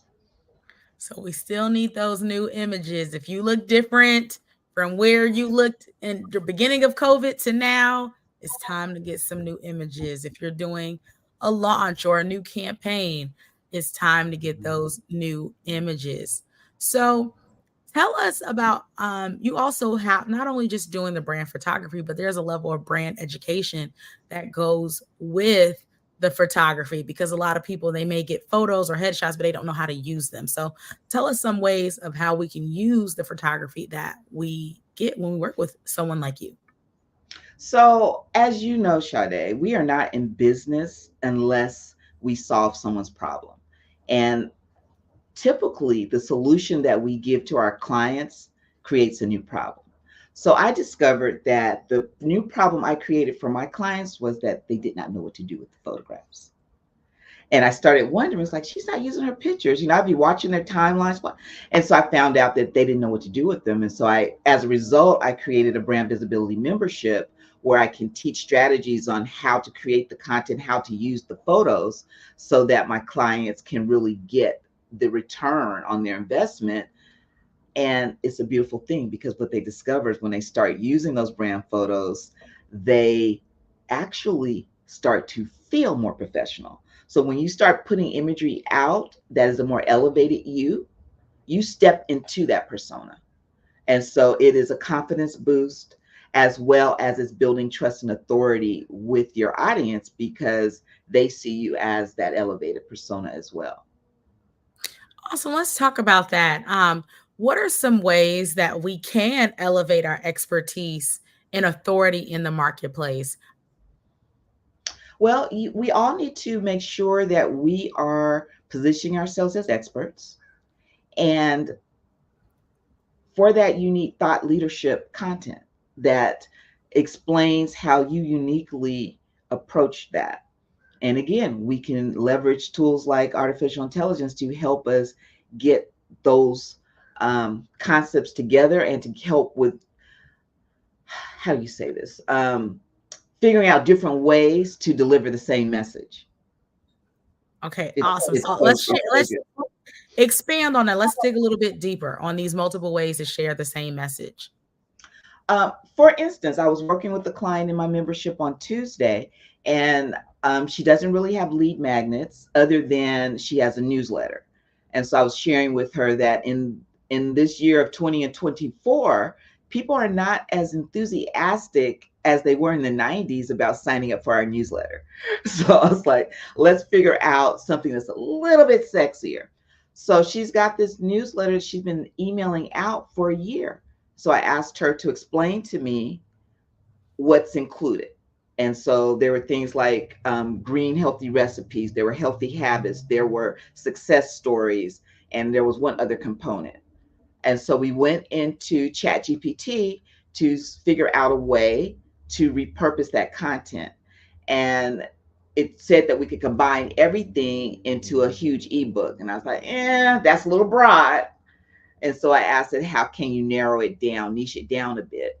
And the idea that we went with was showcasing the success stories so that people didn't have to feel alone on this weight loss journey that also combines surgery. That's her niche. And it was able to give her a roadmap for how to take those success stories and turn them into an ebook to uplift other people. And we got to that solution in like 10 minutes or less. Awesome. So you mentioned Chat GPT. How are you utilizing it in other ways to grow your business or support the clients that you work with?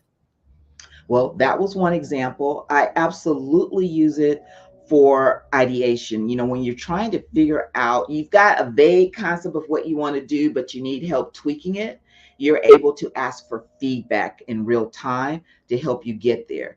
It is helpful in figuring out how to name things.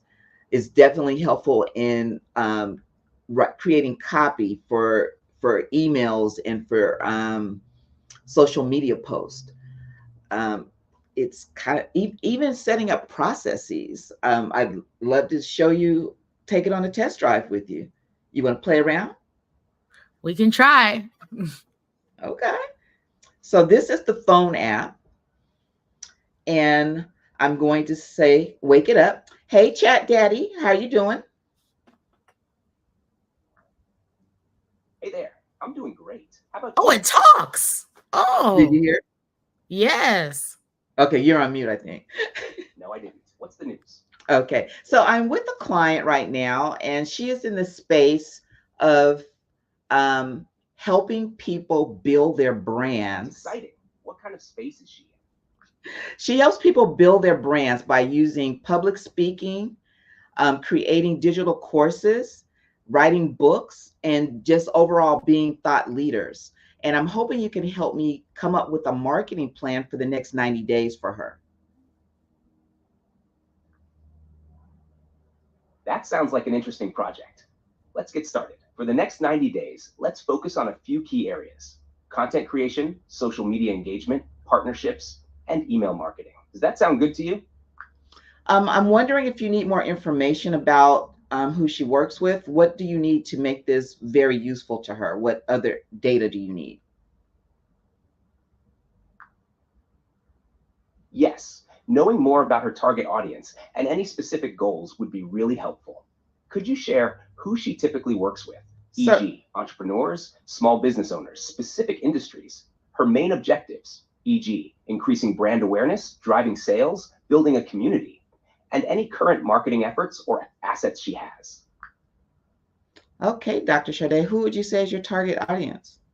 I work with Black women entrepreneurs and experts. You're not on mute? I can't hear you. I work with women entrepreneurs and experts. I'll put this off of here. Okay, try it again. I work with women entrepreneurs who are experts, primarily Black women, who want to build their personal brands as coaches, speakers, and authors and thought leaders. Okay, so say that one more time. Black women entrepreneurs who are experts in their field, and they are coaches, speakers, and authors. Marketing plan. I'll need information about 1, her main objectives, e.g., increasing brand awareness, driving sales, building a community. 2, any current marketing efforts or assets she already has. 3, any specific goals for the next 90 days, e.g., number of new clients, engagement metrics. Does that cover everything? I'll just say building community. Great. Let's focus on building a community. 1, content creation. Develop content that resonates with her audience, such as blog posts, videos, and webinars focused on personal branding, public speaking tips, and success stories. 2, social media engagement. Use platforms like LinkedIn, Facebook, and Instagram to share content, engage with followers, and participate in relevant groups and discussions. 3, partnerships. Collaborate with local businesses, industry influencers, and other thought leaders to expand reach and credibility. 4, email marketing. Create a regular newsletter with valuable content, updates, and community spotlights to keep her audience engaged. 5, events and workshops. Host virtual or in-person events and workshops to connect with the community and provide value. How does that sound? Anything you'd like to adjust or add? So you can see how quickly it's mapped out a roadmap for you. And on any of those bullet points, we could go back in and ask it to build out that section. So this is absolutely amazing. What app is this? This is ChatGPT, and I'm using the mobile app that comes with the product. They did an update about 2 weeks ago, maybe 3, where you can literally have a conversation. Is this the paid version or the free version? Believe it. Okay, so this version is called ChatGPT 4.0. The letter O, not the number. And the O stands for Omni. They did something interesting. They made ChatGPT 4.0 available for free. Oh, I need to download this. So if you use the if you already have a subscription, you would still want the paid version because there's no limitations. With the free version, they may tell you that you need to rest for a while. They may, tell you can't use it right now and knock you back down to 3.5. And it may be a little slower. So there's still advantages of having the paid version, but you can play around with ChatGPT 4.0 even in the free account right now. It suggests that they're about to roll out ChatGPT 5 on the paid side. That's the other difference. Is if you're on the paid version of 4.0, you will not be, your prompts will not be used to train the AI. If you're on the free 4.0, you're training the AI with your data. Oh, this is awesome. We want to say we definitely want more information about how to stay connected to you. Well, I am Hey Ms. Bonds, Ms. with a Z everywhere, HeyMzBonds everywhere, including HeyMsBonds.com. And you can find me on socials that way, or you can go to HeyMsBonds.com and hit the how can I be of assistance button, and I'll get right back to you. Well, thank you, Giselle Bonds. Genius is common, and I'll see you on the other side. Okay, that was awesome. We're back. The Black Business Expo. The Black Business Expo's mission is to raise funds for high school seniors going to college or K-12 entrepreneurs. The Expo is a fundraiser for students. You may go to blackbusinessexpousa.com to donate to the scholarship fund or use Cash App. And you can say $BBXUSA. Our goal is to give laptops and up to $5,000 to 10 students. Students can register online at blackbusinessexpousa.com. Every dollar counts. So we want to remind you to donate to the scholarship fund. We want to thank our Black Business Expo USA sponsors: NC100, Moody Capital Partners, Suede Soul, Lotus Rich Coaching and Training, Carolina, Virginia Minority Supplier Development Council, Step Management, The Hello LLC, Barbara H. Smith LLC, Marge McLean Foundation, Inc., Genius is Common, Earth Essentials, 5-Star BDM Media, Melaine Shalani Global, Executive Women's Success Institute, The Quality Coaching Company, Superwoman Business Services, Creative Force Studios, Lee Entertainment, Artistic App Development, Black Business Expo USA. Remember, genius is common, and I'll see you on the other side.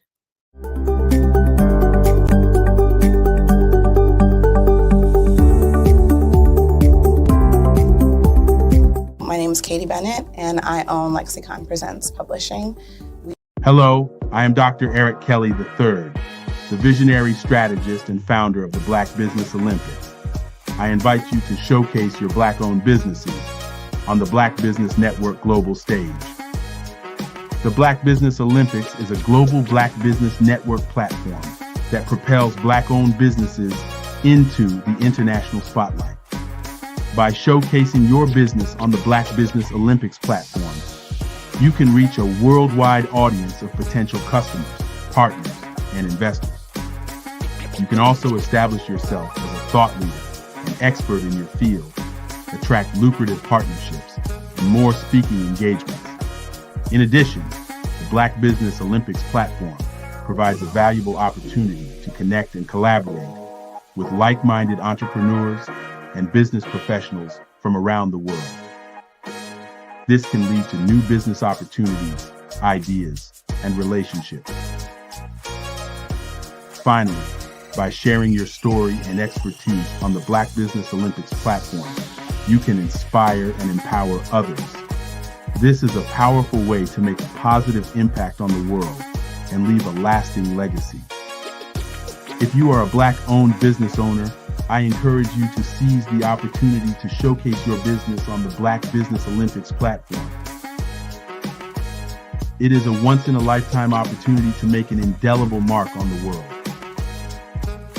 Be one of the 1,000 visionary entrepreneurs who are changing students' lives, shaping industries, and leaving an unforgettable legacy for their families. Unleash your voice on our global stage and watch your business thrive. Black Business Olympics is one of the largest Black business showcases in the history of Black business in the world. Yes, the entire world. Just give me a call today at 919-308-9090.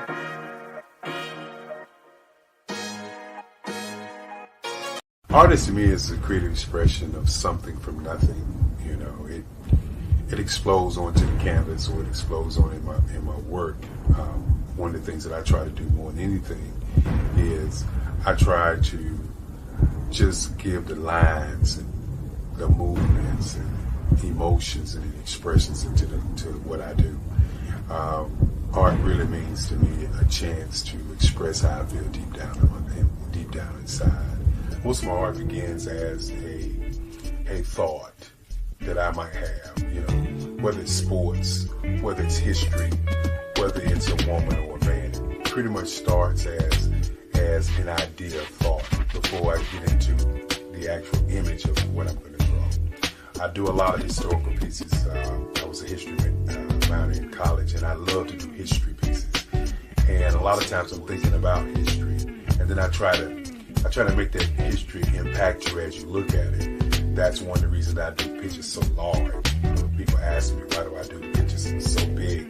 And I tell them, I want the piece to impact them as they're looking at it. To kind of dominate them, dominate their space.